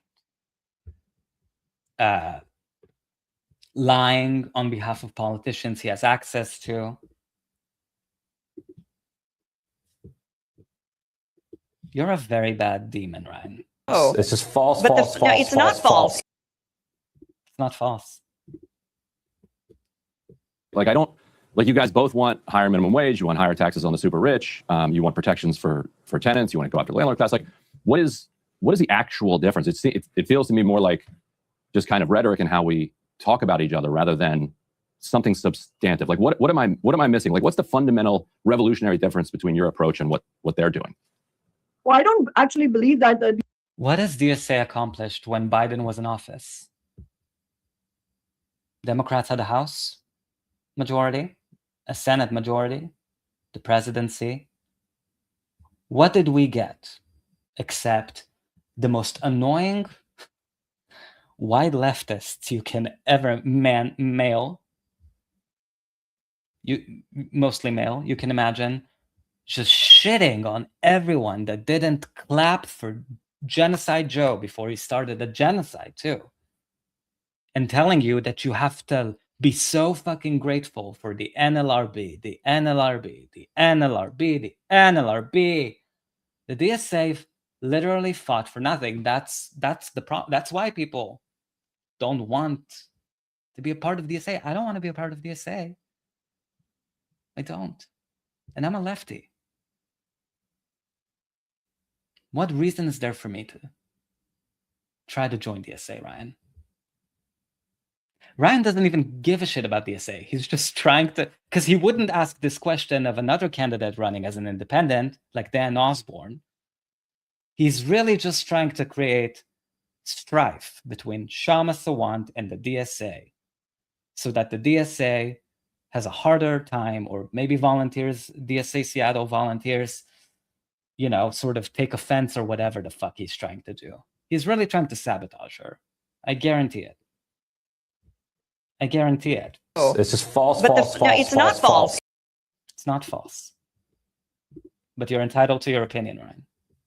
DSA leadership, or at least the part of the DSA leadership that we're talking about, actually agrees that capitalism needs to be overthrown. That is why they go around saying things like, we want to govern capitalism. I don't want to govern the capitalist system. I want to overthrow the capitalist system. That's not their view. If that was their view, and they can speak for themselves, but I don't think so. But if that is their view, then they're going about it in exactly the wrong way. Because a big part of the task of revolutionaries is to actually expose the role that is played by the representatives of the capitalist system. Because, a lot of times people are clear about, well, is Jeff Bezos on your side or not? Of course, he's not on your side.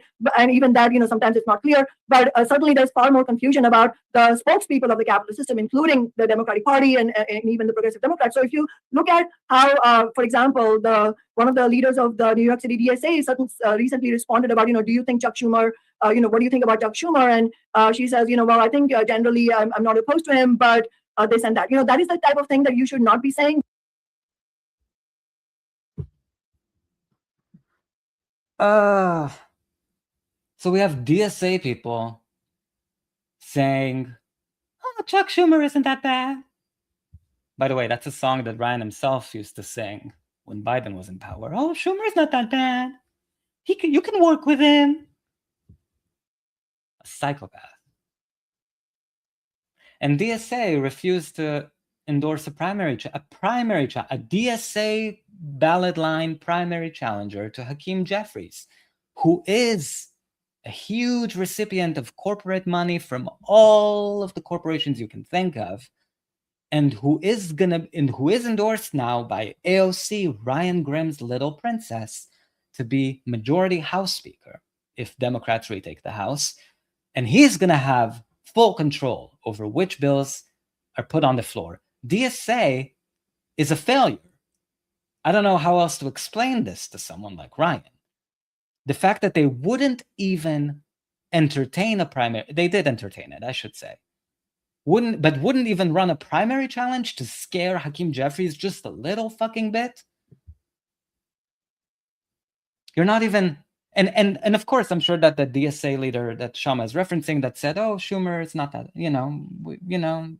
maybe we'll primary him, maybe we won't," because that person is probably scared to go on the record with a newspaper and say, "Yeah, we should primary Chuck Schumer," because she's afraid of Chuck Schumer. She's afraid of Chuck Schumer then saying, "Oh, you said that to Politico? I'm gonna get you. I'm gonna make you homeless." Like these people have, and of course it's scary to go against Hakeem Jeffries and primary them. It's scary to primary Chuck Schumer, which, to be clear, Chuck Schumer was up for a primary in 2022, and nobody in the independent media said that there was going to be a primary. First time in 6 years, nobody suggested anybody to primary him. Even Ryan's princess AOC, nowhere to be found. Nowhere to be found, because they don't want to fight these people. DSA does not want to pick a fight with the leadership. They want to, any fight that they do pick, they want it to be pre-choreographed, rehearsed. Everybody has their lines beforehand. Everybody knows, so there's no hurt feelings. It's a failure. I really think not primarying Hakeem Jeffries, the top recipient of AIPAC money. Why? So he can be nice to Zoran Mamdani? Hakeem Jeffries is in the House, and I get it. The House votes on legislation that impacts all cities and all state funding. Sure. You can still endorse a primary challenge against him. You can. And even if it's not going to win, you made Hakeem Jeffries sweat.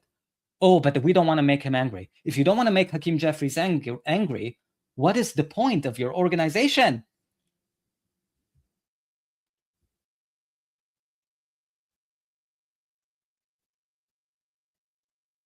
From Fascism Watch here. In an alternate reality, Shama's husband would down him in one bit. Oh, I didn't realize she was married. That's great.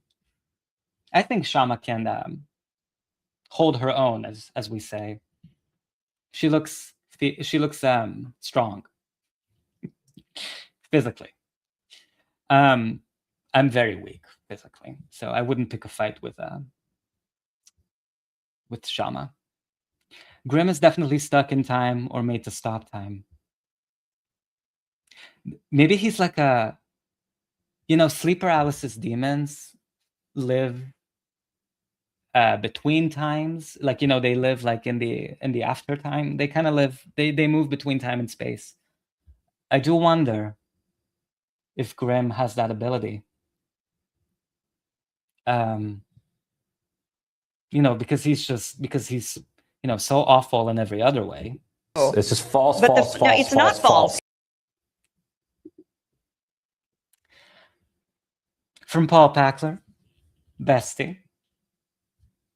Rosa Luxemburg's Reform of Revolution is so instructive in the fundamental political differences between what Ryan and Crystal are advocating for versus Kshama.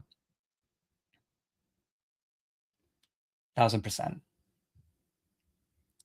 1000%. So I think we got a good gist, right, of this interview. Oh my God, and I've been blabbing for so long. I'm so sorry. Thank you for bearing with me. I wanted to share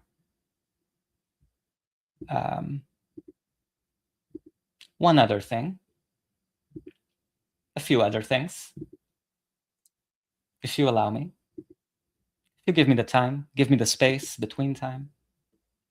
And this was Mohammed Al-Kurd's, he's a brilliant writer, poet. He wrote a great book called Perfect Victims. You should definitely check out. He's from Jerusalem. And this was his sort of reaction to Zoran. Zoran released this speech basically calling Netanyahu a war criminal, but also saying he doesn't have the legal means to arrest him. The United States is not, everybody knows this, if you're in here, that the United States is not party to the ICC. They're actually threatening the ICC now in all of these other ways. They concocted a whole scheme against the chief prosecutor. It's a whole kick and caboodle. But there's a lot of this, a lot of DSA people saying, well, Zoran's doing everything he could. There's a real disagreement here of people saying Zoran's doing everything he legally could while using his rhetoric, his platform, his perch as mayor to express discontent. And for a lot of people who I'm not included in, that's enough. Rhetoric is enough. Like, as long as you virtue signal and say the words, genocide, genocide, you are doing everything. And there's others, including myself, who think that there's tons of other stuff that Zoran can actually do tangibly, legally, to really show his commitment to Palestinian liberation, like defunding a lot of these crazy settlement organizations that operate out of New York City, selling stolen Palestinian land. I'll let my bestie Mohammed Al-Kurd explain it much better than I could. He's such a clear voice that I'm so happy to have, in the discourse, in the space, because otherwise I'd feel even crazier than I already am, but not crazier than Ryan Grimm. False, But false, false, no, it's false, not false. I love this. I love doing this. Ryan, thank you for being my sidekick for the night. I appreciate you. Guys, should I keep Ryan as a sidekick? Let me know. Let me know in the chat. Oh, sorry. Wrong video. Here we go. I can't discount the kind of merit, the discursive merit of the mayor of a major city making such statements about Netanyahu. But at the same time, Netanyahu is deeply unpopular, perhaps the most unpopular man in the world outside of Israel. Obviously, they worship him like a god. Even like a Zionist senator like Chuck Schumer would agree with this assessment about Netanyahu. Anyone who does a simple cursory Google search could have told you cannot arrest Netanyahu.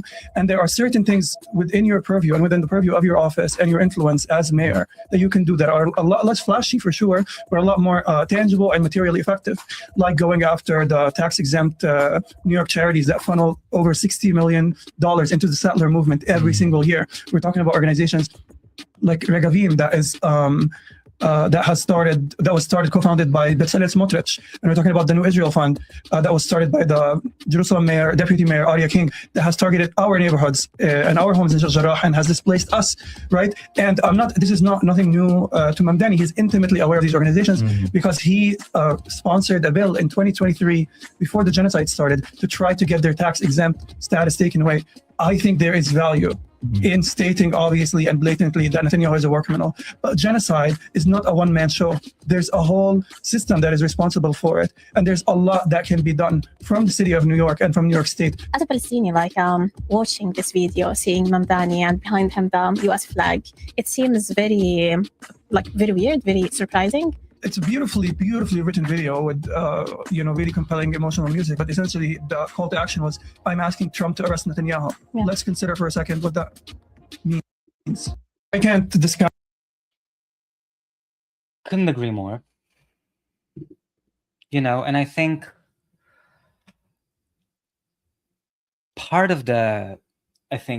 one of the most toxic things that I see in the leftist space niche community that we're a part of, I guess, all of us, unfortunately, fortunately, all of us except Ryan. Ryan is not a leftist, but there's this impulse by a lot of people who are not Mohammed al-Kurd, to be clear, to say, oh, but Zoran is amazing. Why are you criticizing Zoran? Why are you shitting on the best socialist mayor that New York ever had? Why are you criticizing him? Fuck you. There's this demonization against anyone with any level of criticism, even Palestinians themselves, which is the craziest shit to me. And saying you're not grateful. And this has always been a problem with these people who are so fucking desperate to be fans of these politicians that they really shut down any thoughtful, positive, constructive criticism. It's very, very toxic. I don't know what to do about it. But I think, because the reality is, if you're shielding politicians from valid criticism, you're not helping them. You're hurting them. Your job isn't to play comms for people, elected officials. Listen to the criticism. Figure out if what they're saying makes sense, if it's in good faith, and even if you love Zoran from the bottom of Daddy Mamdani, from the bottom of your heart, even if you're so happy that he filled your holes, he's still not above criticism. And I really think AOC was sort of instrumental in sort of creating that kind of atmosphere where if you say anything bad about her, you're an enemy, you're bad, you're an ultra leftist. It's really gross. The way that I guess people in the media space who have a big following and a giant audience, they really don't like engaging with any criticism of the Democratic Party that isn't exclusively restricted to leadership. You're always allowed to criticize leadership. It's part of the rules of the road. You're never allowed to criticize the squad, or else you're beyond the pale, ungrateful, all of the things. And I think it's anti-intellectual, because the reality is that no one's perfect except me, neoliberal tears, and my cats, and your cats, if you have any. I know Fascism Watch has a lovely cat. Let me know if you do too. Besides cats, no one's perfect. So really, criticism should not be demonized to the extent that it is, because I see it too much.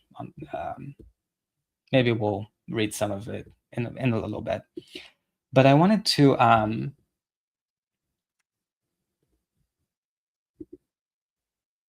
also share this from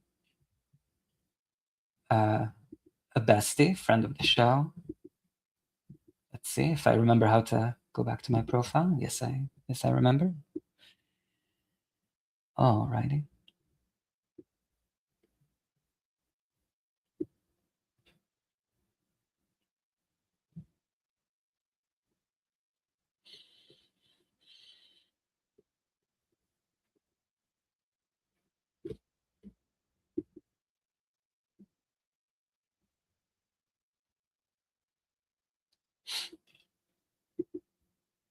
And this is from Paul Packler, friend of the show, real friend of the show. And he said this: one question that I'd love Kshama to answer, but none of these DSA-aligned media would ever ask. We know what creating a base for an election looks like, and we can replicate it. What do you mean, and what did you do to build the ongoing movement in Seattle? Knowing what you did and recommend could help replicate it, even with DSA, beyond just election victories. This is so important, and this is something that I think was probably Bernie's biggest fault, that he had this entire volunteer army, email list, all of this enthusiasm, all of this momentum, and before him, Obama. And what did he do? He just sold the list to the DNC. He did nothing with it. He could have had rallies all over the country for a Medicare for all buy-in option. Maybe he could have challenged Biden to introduce legislation for a pilot program. There is a legal basis to actually enact Medicare for all. This is the craziest thing about it. That's why Biden said he would veto Medicare for all. There's actually like legal, because of Libby, Montana, it's a town that has been poisoned. All of the residents were then, because of a stipulation in Obamacare legislation, they were able to all get the option to be enrolled in Medicare regardless of age. So there's actually like a legal pretext that Bernie or anybody could have tried to persuade Biden to move on and to say, because there's a legal argument. Sure, you can get sued by the health insurance companies and maybe they'll sue that out, but like you could have worked, Biden and Bernie and all of these people who support Medicare for all, they could have worked with lawyers to sort of make it lawsuit proof or whatever, to give people the option to buy into Medicare. But there was no will to do it. So how do you use your campaign as a movement beyond just the election and the news cycle is really, really important. Because for a lot of people, especially running in the two-party system, it's all about campaigning, fundraising, and then campaigning again, and fundraising more, and campaigning, and fundraising. So I completely agree with you. And it's sad that we've had so many movements just being co-opted. It's so easy to get co-opted at this point. I mean, Pramila Jayapal opened the Medicare for All PAC. That has nothing to do with helping Medicare for All get passed. It's just a fundraising scam. So even Medicare for All has been turned into a scam. I know this from my experience as a queer person. The LGBTQ rights struggle has become a scam for organizations like the Human Rights Campaign, to sort of become just like nonprofits that like raise money, do fundraising dinners, get tax exempt status, raise more money, do more dinners. So I would have loved for them to ask Kshama that question as well. How do you sustain a movement over time after the election? What personal responsibility do you have to make sure that happens? Beyond just dealing with the news cycle of the day, as they say.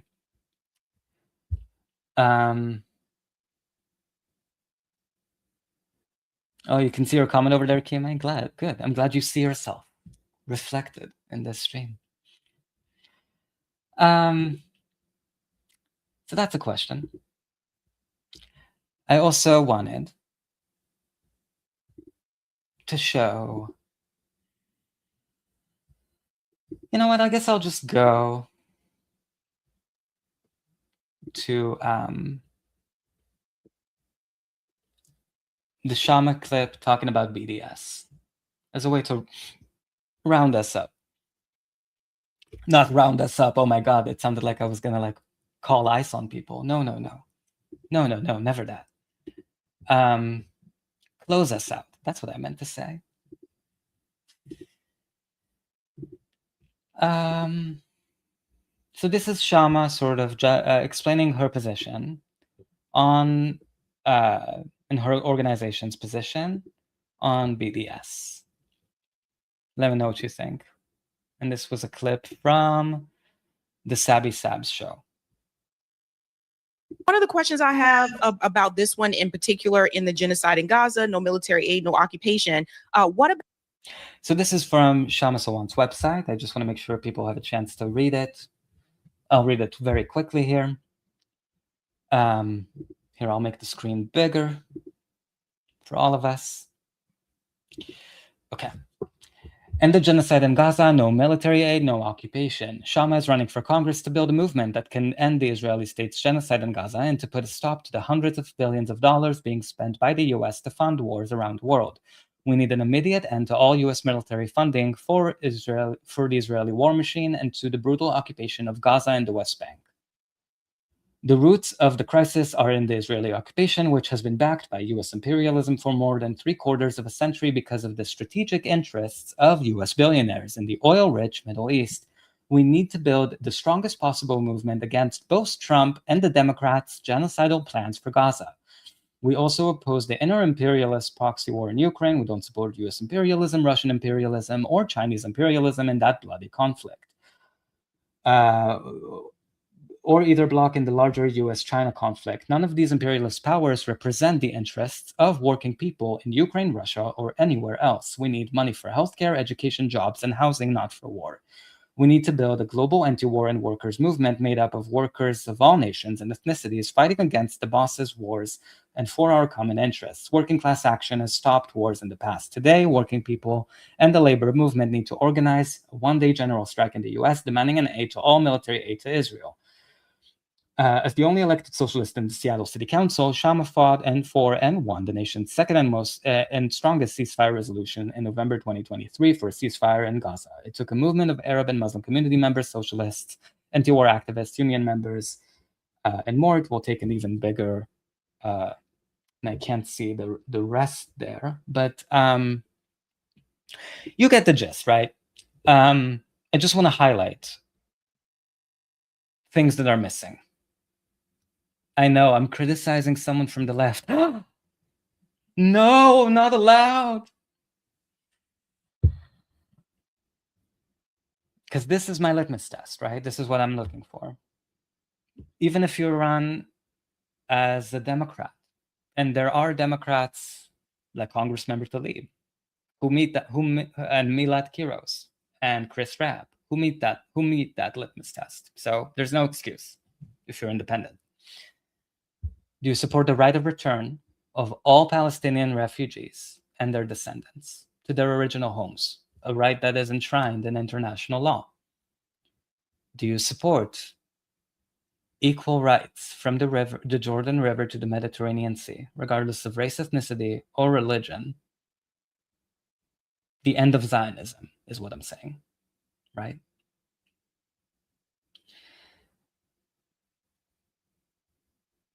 And of course, based on the historical campaign, the boycott, divestment, sanctions campaign with apartheid South Africa, do you support the BDS campaign? And BDS, by the way, Palestinian-led BDS, they have 3 pillars. Right of return of all Palestinian refugees and their descendants, that's pillar number 1. Equality for Palestinian citizens of the Zionist state, pillar number 2. And number 3, I believe, is sanctions. Actually, let's go to the BDS website.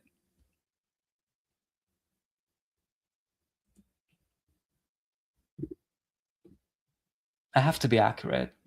I can't spread fake news, you know?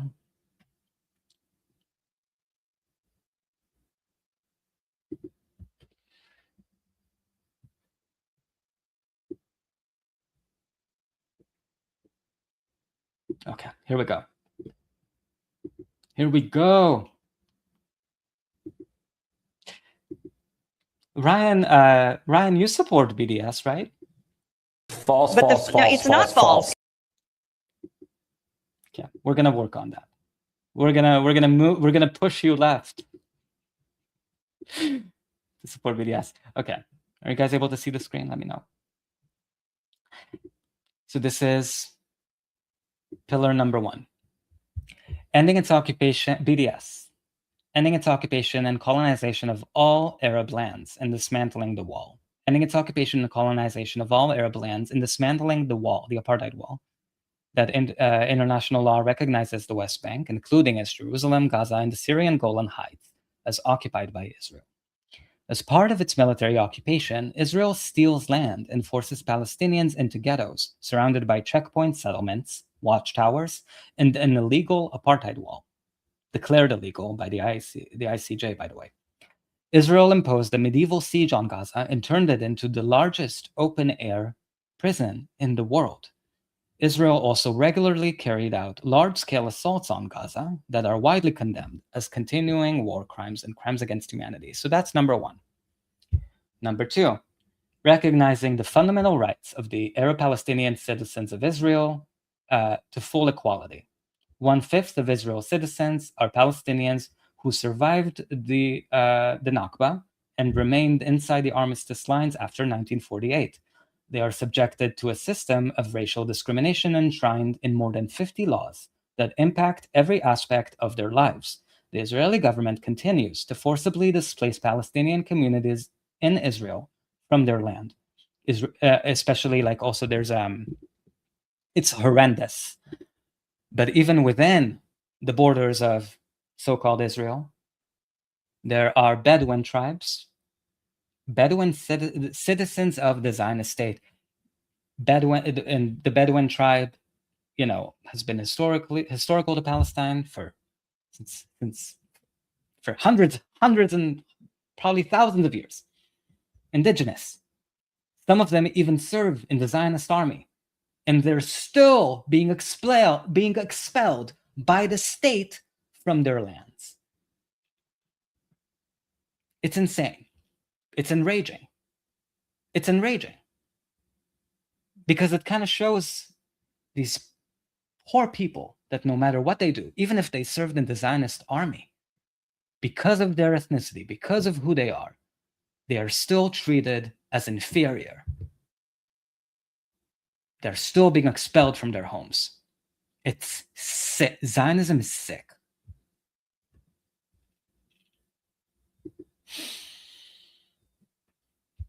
The Israeli government continues to forcibly displace Palestinian communities in Israel from their land. Israeli leaders routinely and openly incite racial violence against them. And this is not to say that it's any worse than Palestinians being expelled as continuously being colonized, expelled from their homes in Jerusalem, the West Bank. Terror attacks every day are happening in the West Bank right now. I'm just saying that even within Israel proper, people like to pretend there are equal rights. There aren't fucking equal rights. So this is the second pillar. And the third pillar. Respecting, protecting, and promoting the rights of Palestinian refugees to return to their homes and properties as stipulated in UN Resolution 194. Since its violent establishment in 1948 through the ethnic cleansing of more than half of the indigenous population of Palestine, Israel has set out to control as much land and uproot as many Palestinians as it can. As a result of this systematic forced displacement, there are now more than 7.25 million Palestinian refugees. They are denied their right to return to their homes simply because they are not Jewish. BDS is an inclusive, anti-racist human rights movement that is opposed on principle to all forms of discrimination, including anti-Semitism and Islamophobia. So that's BDS. Okay, those are the pillars. Now we know. Now I'm sure. Let's go back to Kshama. Ryan, you love Kshama, right? It's just false, But false, no, false, it's not false. I love having a sidekick. Brings me joy. I feel heard. I feel heard. Okay, let's go back to the interview. From Fascism Watch, I want to read this comment. In full reparation mode, they would even replant all native plants and remodel plains as they were before. With all death and displacement, we talk of trillions, maybe 3 to 6 since Nakba. Oh my God, this is something I think I would love to cover. Thank you for this, actually. There's a brilliant Palestinian Canadian researcher. Her name is Dr. Ghada Sassa, and she wrote her PhD dissertation on colonialism through God, I don't want to butcher it because it was so brilliant, but it was exactly talking about what you're talking about. How part of the colonial sort of takeover of Palestine included uprooting native flora that was so good, that was so necessary for the environment, and replacing it with fucking European pine trees that were flammable. It's part of the reason why. And then they would that because they were easy to like water and stuff like that. Like, they were trying to just completely erase any form of Palestinian flora and nature, and sort of remodel it with a European fucking landscape that ended up becoming extremely fucking dangerous and flammable and bad for the environment. And she also talks about rehabilitation, she was calling it, I think, decolonization through nature, something to that effect. And I'm so glad that there are people who are brilliant about this subject, because we're going to need them when Palestine is free from the river to the sea, just any minute now, inshallah, hopefully tomorrow. I'm so happy. I would be so happy, literally, when that finally fucking happens and we see the fall of apartheid. I'm going to do one last stream, and then this channel is going to be done, because I'll have nothing to talk about. And I can't wait for that day. Greenwashing, 100%. Thank you, Kime. So they were trying to literally greenwash, also they would like to erase evidence of crimes against humanity after the Nakba. They would, and that's why almost 90% of the land from which Palestinians were expelled is uninhabited. It's uninhabited. It's not like Israelis moved into the same houses that Palestine. No, it's still, to this day, 90% of the land that Palestinians lived in and expelled from is today uninhabited. They turned it into parks, national parks and all that shit, because they were trying to erase evidence of their crimes and then planted a ton of shit over it. It's really insane what they did there. So yeah, I'd love to do a stream about it. Thank you, Fascism Watch. Thank you, Kime. Thank you all. Thank you, Seeking Truth and Canines. I hope you're here. I feel your presence, so I think you're here. I'm very into it. I'm just kidding. Okay, let's get back to that interview. I'm so sorry. I keep blabbering. What about BDS? What about boycott, divestment, and sanctions? We absolutely support the boycott of the weapons industry. So, for example, the workers in France and the dock workers in France and Italy and Greece have refused to load the ships of ammunition and weapons bound to Israel. That is the type of boycott absolutely that we need. And we've launched this campaign about 6 weeks ago. So this campaign platform is going to sort of expand into explain all the positions we have. So this is absolutely something that I've spoken out many times. We also support the sanctions on all the leaders of Israel, Netanyahu and his cabinet ministers. There are sanctions against them. We absolutely support that. I think as far as the boycott, sanctions and also we support divesting of all the universities and all the public institutions of anything to do with the genocide and with the Israeli occupation. Absolutely support all of that. The reason it doesn't say literally that we support BDS is because we don't support the part that will get in the way of international working class solidarity, which also it behooves us. We have a responsibility to also fight to win over the working class in Israel, and obviously that's a very difficult project right now. But there is a left in Israel. It's a very small one. It's a struggling one, and there's a small number of working people who are opposed to the genocide. So we want to make it clear that our agenda is completely international and it's completely working class. So I think. Yeah, I think too, Sabby. I think that's first of all, I shouldn't say if. There is a minority of anti-Zionist Jewish people with citizenship with the Zionist state, for sure. And because they're anti-Zionists, they also support BDS. So Kshama here, I have to be honest, she's kind of hiding behind the quote-unquote Israeli working class to say, no, we need to build solidarity with them. That's why I can't support full BDS. No. If you're anti-Zionist, you're asking for BDS. And the anti-Zionists who do have citizenship with the Zionist state, they do support BDS. They want BDS. Actually, B'Tselem, which is an Israeli Zionist human rights organization with the Zionist state. I shouldn't say they're a Zionist organization. They're an Israeli organization. You know what I'm saying.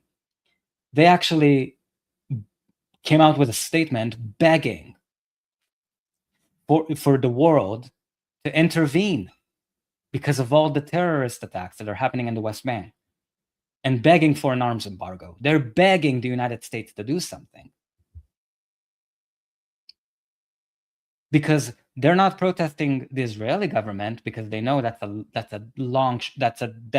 dead in the water. So I don't know why Kshama is using that excuse. Sorry, bestie. Sorry, I'm gonna call it excuse. Because I don't think that there is an Israeli working class revolt right now, a unionized, organized revolt against the genocide. I'm sorry, there just isn't right now. And to the extent that there are anti-Zionist people of conscience within the borders of historical Palestine, they support BDS. So why don't you? Rashida Tlaib supports, Congressman Tlaib, my president, supports BDS. What's going on? What's going on here?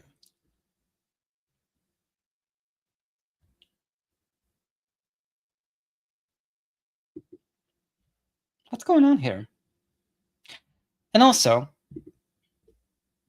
I noticed from the part of Kshama's website that we were reading, that Kshama was saying that the occupation of Palestinian lands is Gaza and the West Bank. It didn't say anything about the right of return. And it didn't say supporting one equal state from the river to the sea. And the reason why I'm so caught up in that is because I've seen so many politicians try to pander to Palestinian rights without actually committing to the one-state solution. This was at least a year ago, I think. There was someone who I think was from Kshama's organization. I caught myself doing the K, sorry. On Twitter, someone who was close to the Kshama Sawant campaign, and I asked them, does Kshama support the one-state solution? Does she support including the right of return of all Palestinian refugees? And they didn't answer. So it's a question mark. And from Kime here, I was on this Sabby live. There's a whole lot of missing context from before this issue came up. And Sabby, I think, was misguided in some of her approach. Oh, interesting. Thank you, Kime. Okay, so So there was more context before the convo about BDS. There was a portion where Sabby tried to bring up reparations for Black Americans and how Kshama would work towards securing them. Kshama did well, but Sabby still made it seem like Kshama wasn't an ally. Okay.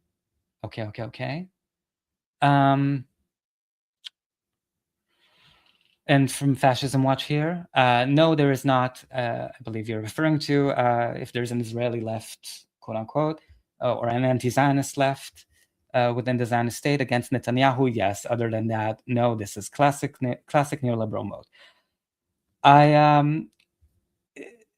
It's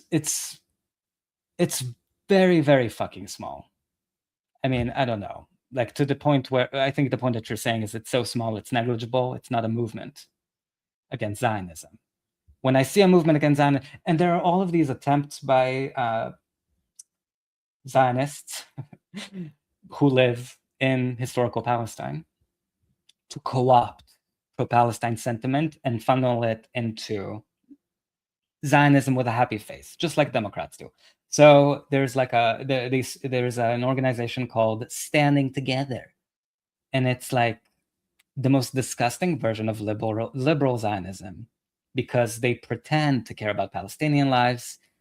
I'm sure you've seen their purple circles on Twitter. If you're on Twitter, they get platformed everywhere by the New York Times. Brad Lander had a meeting with Standing Together. And they, of course, oppose the one-state solution. They support a demilitarized Palestinian state, just like Democrats. When do they support it? Theoretically, at some point in the future, not urgent. So it's just Zionism with a smiling face. It's so anyway, there's a lot of triangulation, co-optation going on. But I agree with you that as far as anti-Zionists are, it's a very, very, very small minority. It's not a movement. And from Kime here, so from that discussion about reparations, they went into this portion on BDS, and Sabby kind of kept that momentum. Okay, I see. So that's the context. That's good to know. And I love me some Sabby, don't get me wrong. She follows me on Twitter as well. But we all have our off days. I mean, I think listen, I hear what you're saying, but I also appreciate people who don't let up about the issues. You know what I mean? Like, I'm OCD with the one-state solution. Like, I'm almost autistic with the way I'm just so aggressively always seeking full fucking clarity on it, because especially politicians, like, they lie all the time. So and they always try to, we saw Adam Smith try to have it both ways. So let's see more of this discussion. I in particular think that Israel should be boycotted in many other ways. I don't think we should, if we can help it, buy products that are made in Israel. I think that Israel should be held fully accountable, even if that means that they have economic collapse. I think that we want the economic collapse of the state itself, but it won't actually help us if our position sort of reflects the idea that we don't care about ordinary people. Even when ordinary people espouse really horrendous views, it is our job actually to fight to win them over. And so, it's the same reason that we don't support sanctions against Russia. We're absolutely opposed to the war, the Russia-Ukraine war, but we don't support sanctions against Russia, because if you look at the evidence, the sanctions actually hit working people the hardest. And we have to make it clear, our position on the boycott, divestment, sanction is a little bit nuanced, because we want to make it clear that our enemies are the ruling class in Israel. Our enemy in the US is the US ruling class, not working people in the US. Similarly, in any other country, our enemies are the ruling classes of those countries, not the working class. And if you look at the evidence on sanctions, it absolutely, the statistical evidence is that it really hits working people the hardest. And so that's not the clearest point of view. But I also want to be clear. There are a lot of people on the left who support BDS. It's not our preoccupation to speak out against that. But we make it very clear that this is our position. And as I said, there are big parts of the BDS idea, the BDS policy or the BDS program that we strongly agree with. Yeah, I Here's what I would suggest in the most polite way possible, because can't stress this enough to the three of you who are in community with me. Adam Smith is so much. I hate making a lesser evil case, but like it's not. She's not lesser evil. Like Adam Smith is clearly he's a war criminal. He's an OG war. Adam Smith is an OG war criminal. He voted for the Iraq War. Kshama is by any account leaps and bounds ahead. Obviously, right? So if you're in Washington, if you happen to be in Washington State, you know who to vote for on August 4th. Having said that, I think it would benefit Kshama's campaign moving forward. Let's say she gets into the top 2 in the primary, which I hope she does, and moves into the general. I hope the campaign reaches out to Palestinian organizations like Within Our Lifetime, like the BDS campaign itself, and really have Palestinian people share their input. Not just people, but the movement, people from the movement who work in the movement, who work with politicians and political campaigns. I'm not talking about Democratic Party outfits or PACs. I'm talking about Palestinian-led initiatives. Reach out to them. They exist. They're in Seattle. They definitely worked with, actually, in this book that I'll promote again, The Battle for Justice in Palestine, Ali actually also goes into depth about how Rachel Corrie's death, because it happened in, I think, Tacoma, Washington, I could be wrong, but it inspired a lot of people in Washington State to divest from, for example, like there was a local food co-op in the town where Rachel Corrie is from, and they decided to refuse to sell any goods made in Israel. And that really angered the Israeli lobby, even then. Like, and this is from like decades ago, but he goes into that history. So there's a lot of energy and movement and organizations that can help the Sawant campaign in that sense. Because I don't think you can really, if you're running on centering the Palestinian issue and the genocide as a political motivator for your campaign, to inspire enthusiasm for people to vote for you, I think it's incumbent on you to make Palestinians a part of that process and make BDS also a part of that process, regardless of how some theoretical future working class Israelis are going to feel about it. I can't believe I have to say this, but that's not how sanctions on the apartheid colony impact ordinary working class Israelis is not the center of gravity of the conversation. It's not in this moment, not in any moment. So, but the best thing to do is not to reach out to me. I'm a nobody. I don't know anything. I'm always curious to learn, though, and I learn a lot from you, and especially from you guys in the chat. Thank you. It's a very smart chat. I'm very fortunate. The Sawant campaign should reach out to Palestinian organizers. I definitely recommend, it's so easy to connect now. She can reach out to Within Our Lifetime, connect with Nardine Kiswani, with Mohammed Al-Kurd. Not for the publicity, not for the fucking press release. Behind the scenes. Do it so that you're on message with where the movement is telling us we should go. It's their struggle. You know what I mean? And I hope I'm expressing it with love, gratitude, and grace. And I hope Ryan, what do you think? Do you think I did a good job doing it with gratitude and grace for everything Kshama has been standing up for? Ryan Grimm? Did I do a good job? False. It's not false. I can never make you happy, Ryan. I can never please you. So sad. So sad. Guys, have you let me know in the chat if I should keep Ryan as a sidekick? Let me know. I need your feedback. Ryan also needs your feedback. It's just false, But false, no, false, it's not false. No, you need their feedback, Ryan. You need my feedback too. Okay. I think where I have disagreement here is I don't think we should try to work with people in Israel at all. I think that Israel, I don't believe that Israel has a right to exist. I don't think that, I have strong, obviously, against the Israeli government, but I do not think that we should be working with people in Israel at all. A lot of them are settlers there. They have other options. They have other opportunities. And I just think it behooves us to try to work with that state in particular, because the reality is the numbers show the majority of Israelis in Israel support exactly what is happening to the Palestinian people. So I don't think that we should work with them at all. And I support. But Sabrina, we're not working with people who are settlers there or the Israeli settlements. Absolutely, we are completely against settlements. In fact, we want to end the brutal occupation.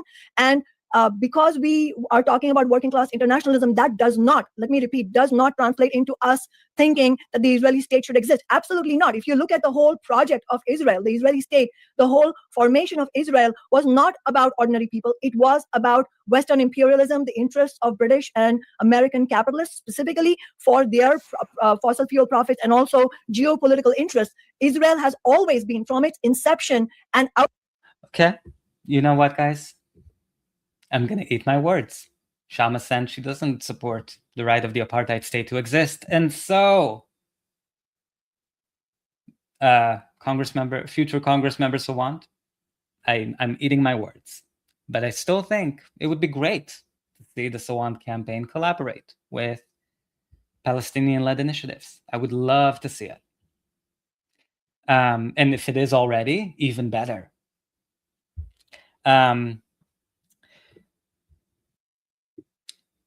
Some comments from the chat, my friends. Okay, I see here. Oh, I see a very interesting discussion about Francesca Albanese and the rule of law. Someone like Nora Erakat, who is also a lawyer, has a different perspective in that she believes the law is a tool utilized by those with power and is a tool we should use. Definitely. Nora is always such a brilliant. I also saw Diana Butu in the chat, also brilliant. Can't recommend those two enough. Nora Erakat, Diana Butu. Diana is also, she happens to live in the Zionist state, which is such a nightmare. She's Palestinian Canadian. You can imagine how hard that is. Yeah, very interesting. Okay, let's go. Outpost of Western imperialism. So we absolutely don't agree with the existence of Israel as that kind of state. What I am saying, though, is that we are not going to be able to really achieve what we want to achieve without basing ourselves clearly on working class internationalism. So in other words, we insist on making a distinction between the Israeli state and ordinary people in Israel. But again, when I say ordinary people in Israel, that does not mean that we support the settlements. Absolutely not. Those are not whom I'm referring to as ordinary people. I'm referring to people, working people on the left, as I said, albeit a small number there, who are against the genocide, who are calling for protests against Netanyahu. I'm also talking about the Arab Israelis who are actually on the receiving end of the brutality of Israel, except that they are not in Gaza or the West Bank. So if you just say a blanket Israel and don't make a distinction between the Israeli state, the interests of the Israeli state, the Israeli ruling class, and global capitalism, especially Western capitalism on the one end, and working and oppressed people on the other, it becomes difficult to distinguish between those two things. So we have to be very clear that we are against the Israeli state, and also clear that the very inception of the Israeli state was a project of capitalism and imperialism, and the settlements in the Palestinian lands are absolutely brutal and horrendous. And we don't support, even if they may be ordinary people, we don't support their settlement agenda. We are not on their side, but we are on the side of ordinary people who are facing the brunt of the Israeli state. But I don't see how they're oppressed when we give them money. We support Israel every year financially. They're not oppressed though. Like that's. But the state is not. But Sabrina, the state is not oppressed, obviously. But you have to make a class distinction. There has to be a class distinction. So Palestinian, Arabs in Israel are very much a marginalized community. So they are an oppressed community. I am not going to go and say that I am against them. I want to make a distinction between them and also there are people on the left. I know for a fact that there are socialists in Israel who are opposed to genocide and who are absolutely, in fact, showing more courage than we are because it's very hard for them. They are under a lot of repression. So we have to make a distinction between those people and the people who are representing the interests of the Israeli state. We cannot conflate the two. It's no different than people saying, I hate all Americans because I hate US imperialism. But would that make sense? Would it be correct for people in India, for example, who hate US imperialism to hate all black working people, white working people in the US? No, it wouldn't make sense because working people are not deciding the agenda of US imperialism any more than some ordinary, socialists and others and Arab Israelis are deciding the policies of Israel. They're not. And okay, so that was the end of the clip. Very spicy. This is. You see, I should not be smiling, but I'm a messy bitch for intellectual, substantive arguments. I love it. Sometimes I'm on both sides. I'm just rooting for it. You know how the US sometimes funds like Iran-Contra, like when they were funding and they were sending weapons to Iran and Iraq and making money off of that to start a coup in Nicaragua. But anyway, they were like funding both sides. I love hearing two people argue who are saying smart things, and I can agree with some of both of them. Love it. That's how I spend it gives my brain, it regulates my nervous system. So from Kime here, see, this is where I think Sabby failed to understand her guest. Again, Kshama is not a scholar on Palestine. She is a socialist, and socialists do not believe in nationalism or national identities. I do think that's, I think that's interesting. And it might be sort of a miscommunication between them. I'm not blaming any party on the idea of how to get to where they want to. God, I can't believe I'm making a liberal argument. Oh, they agree on where to go. They just disagree on strategy. Let me shut the fuck up. I can't believe I almost said that. No, but I really think they're misunderstanding each other a little bit. Because the reality is that supporting BDS fully, with a full heart, full chest, would not antagonize people, anti-Zionist socialists that exist in the Zionist state. I don't think it would. It wouldn't, because they support BDS. They're against the genocide. They want, if they're anti-Zionists, they want equal rights from the river to the sea and the right of return of all Palestinian refugees and their descendants. They exist. I know they exist. But Sabby's point is, why not support BDS in your platform or put it in your platform just because you're afraid of building a working class coalition with those people? I think there's just a misunderstanding here. But I do think Sabby is correct that Kshama the campaign should support BDS. They just should. I also think that Kshama she's very knowledgeable about it, so she made good points about, like, Palestinian citizen who survives the Nakba. How would they be impacted by sanctions? That's a great question to ask BDS and to sort of strategize around and think how you want to communicate around this issue.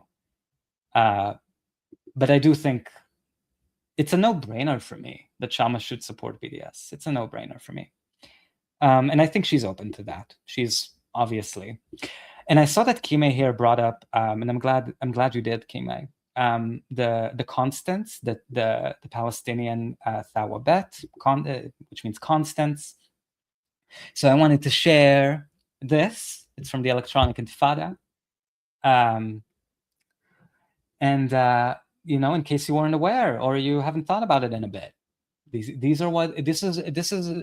is separate from BDS, but very, oh, look at me, I'm just playing with the screen. separate from BDS, but also these are the principles or the constants that Palestinians are broadly as a community agree to, are non-negotiable, inalienable rights. That if you're an activist, a solidarity person who stands in solidarity, wherever you live, doesn't matter, whoever you are, whatever you believe, this is how to be a good ally. So let's read the constants together. The constants.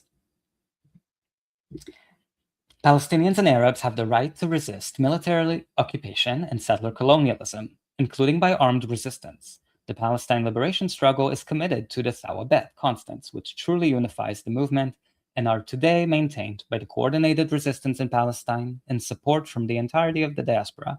These Thawabet are: 1. Self-determination and independence for the Palestinian people from the river to the sea, with Jerusalem as our indivisible capital. Can't stress it enough. From the river to the sea, not just the West Bank and Gaza.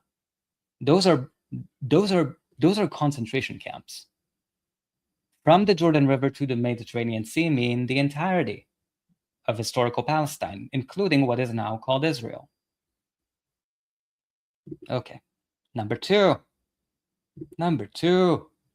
the non-negotiable right of return, including restitution and reparations for all Palestinian refugees and their descendants to the homes and lands they were exiled from since the beginning of Zionist colonization in 1947 to 48 and again in 1967.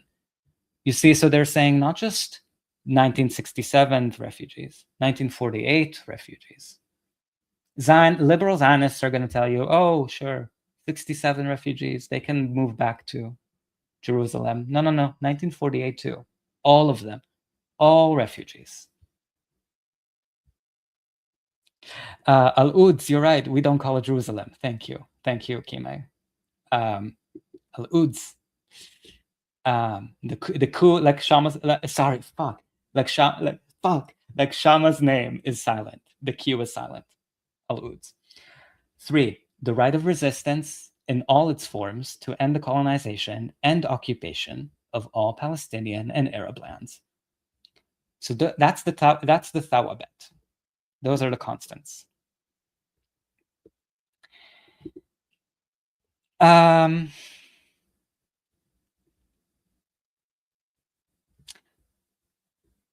I think today's stream went really well. What do you think? False, But false, false, it's not false. Can never make you happy. Anyway, I can't believe some of you have stayed with me for 2 hours and 41 minutes. Oh my God. Thank you. Fascism Watch, how's your kitty? Did she get the attention? I believe you said it was a she, right? If it's a he, let me know. I don't want to misgender them. I support the self-determination of cats as well. For them to... Sorry, I don't mean to trivialize, to make a joke. Like, this is, I support cats identifying however they wish. They are very independent creatures. I love mine. They're everything to me. My cats are literally everything. It's like, it really does. I mean, they're my children. I'm sorry. I don't mean to sound crazy, but like they really are. They're my children. You know what I mean? Like I know that children are a whole other thing. Children are more expensive. But I love my cats. They're my everything. I have two. And see, that isn't some profound document, the Thawabet, that requires a PhD to study. They have very understandable standards, constants that can help you genuinely understand if you or others are truly allies, 1000%. And that's why people also try to confuse the definition of Zionism. And this really gets me, especially Democrats. They try to pretend Zionism is some crazy, nebulous, vague definition that everyone has a different definition for, because they're trying to confuse it. No, it has such a simple definition. It's so fucking simple. If you believe in a Jewish state, state on any part of historical Palestine, you're a Zionist. If you believe in a two-state solution, but you call Netanyahu a war criminal, you're still a Zionist. If you say Netanyahu is a criminal, there's a genocide in Gaza, and I support a two-state solution, you are a Zionist. Ryan, you support the one-state solution, right? From the river to the sea? False, But false, no, false, it's not false.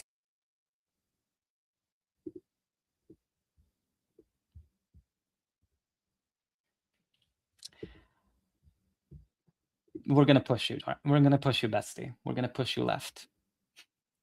We're going to push you to adopt the right position, even if it's out of self-interest. Anyway, thank you. Thank you, Kime. Thank you, Fascism Watch. Thank you, Seeking Truth and Canines. Thank you, Paul. Thank you, besties, for joining me. This would have been a nightmare to do alone. Thank you, genuinely. You are my constants. Thank you, Ryan, for joining the stream today. I hope you can join me next time. You would love to join me next time, wouldn't you, Ryan? Oh, It's just false, but false, no, false, it's not false. While I love this, I love having this Ryan just at the tip of my fingers, able to just manifest whenever I need him to. It's like my liberal in my pocket. I have my own little liberal I can call upon for a comic relief. Thank you, guys. Thank you for the conversation. Thank you for making me feel a little bit less alone. Because nobody watches these, trust me. And that's a good thing. I told myself that if I make it to 100 subscribers, I would delete everything and turn this channel off. And I think I'm going to stick to it. I don't know. I'm 50-50 on it. Honestly, I don't think I'm going to make it to 100, which is the best possible outcome, because then I can just keep venting to you, my besties. I just don't want to actually ever be, I guess, in it. You know what I mean? You know what I mean. Do you know what I mean? Do I know what I mean? I just don't, you know what it is? I don't like attention. I don't. I know, might be shocking. I know I already said this, but this is actually going to be the last thing. I wanted to try to do this every time. A nervous system deregulation segment. NSR. I should just say NSR. It's much easier for me. An NSR segment. Because what we've been talking about is kind of depressing. I know. I've gotten that feedback. So just to watch a segment that I think is going to warm up all of our hearts. And I also wanted to take this opportunity to give my little spiel and say that if you live near an area that has wildlife or raccoons, opossums, groundhogs, all of the lovely creatures that make our home planet, our ecosystem, as beautiful as it is. If you live near wildlife, please, if you can, leave out a bowl of fresh water outside. You might be helping an animal survive. They sometimes have they sometimes have difficulty reaching fresh water or finding fresh water, especially in the heat or the changing climate that we are experiencing because of our overlords destroying the planet for fucking data centers. So if you leave them a bowl of fresh water, you will be helping them survive. Trust me. Like if you live near wildlife, they'll find it. They'll show up, and it's such a good thing you can do. Like a tangible good thing you can do to help them. So, Is this a Jimothy reference? Oh my god, I love Jimothy. Jimothy is a raccoon who was born with a short spine syndrome. Such a beautiful creature. This wasn't the Jimothy reference, but this is the Jimothy Stan account right here. Stan channel. Jimothy 2028. Actually, you know, I already said that I would vote for Congressmember Rashida Tlaib for president in 2028. So would Jimothy be open to serving as vice president? If he is, just imagine how many conservatives would vote for Jimothy as vice president. First of all, the vice presidentship is a useless position anyway. So give it to Jimothy. And you would win over people who live near wildlife because everybody loves Jimothy.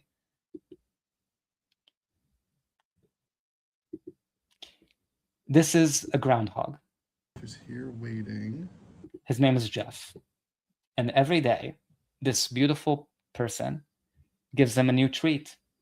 And he lowers it from his window to Jeff for him to enjoy. So let's watch it together. Jeff is here waiting, as per usual. Today we're just gonna give him a little bit of watermelon, and he loves his watermelon. Today's menu is a little bit of watermelon for Jeff. He's down here ready to... And look at that little basket. Oh, fucking cute. Go, as per usual.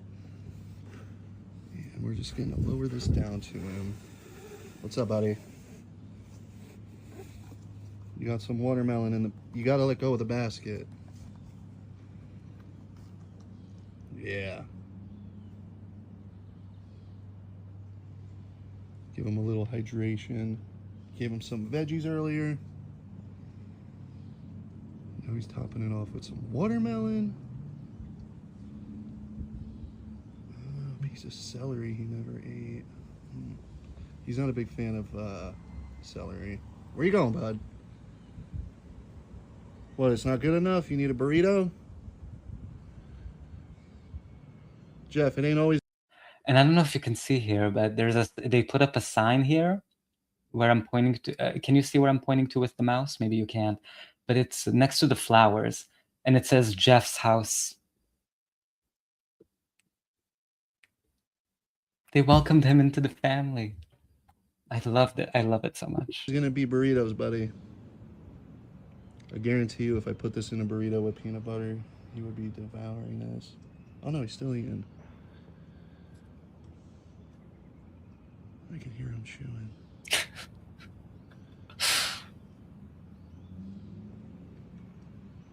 Jeff.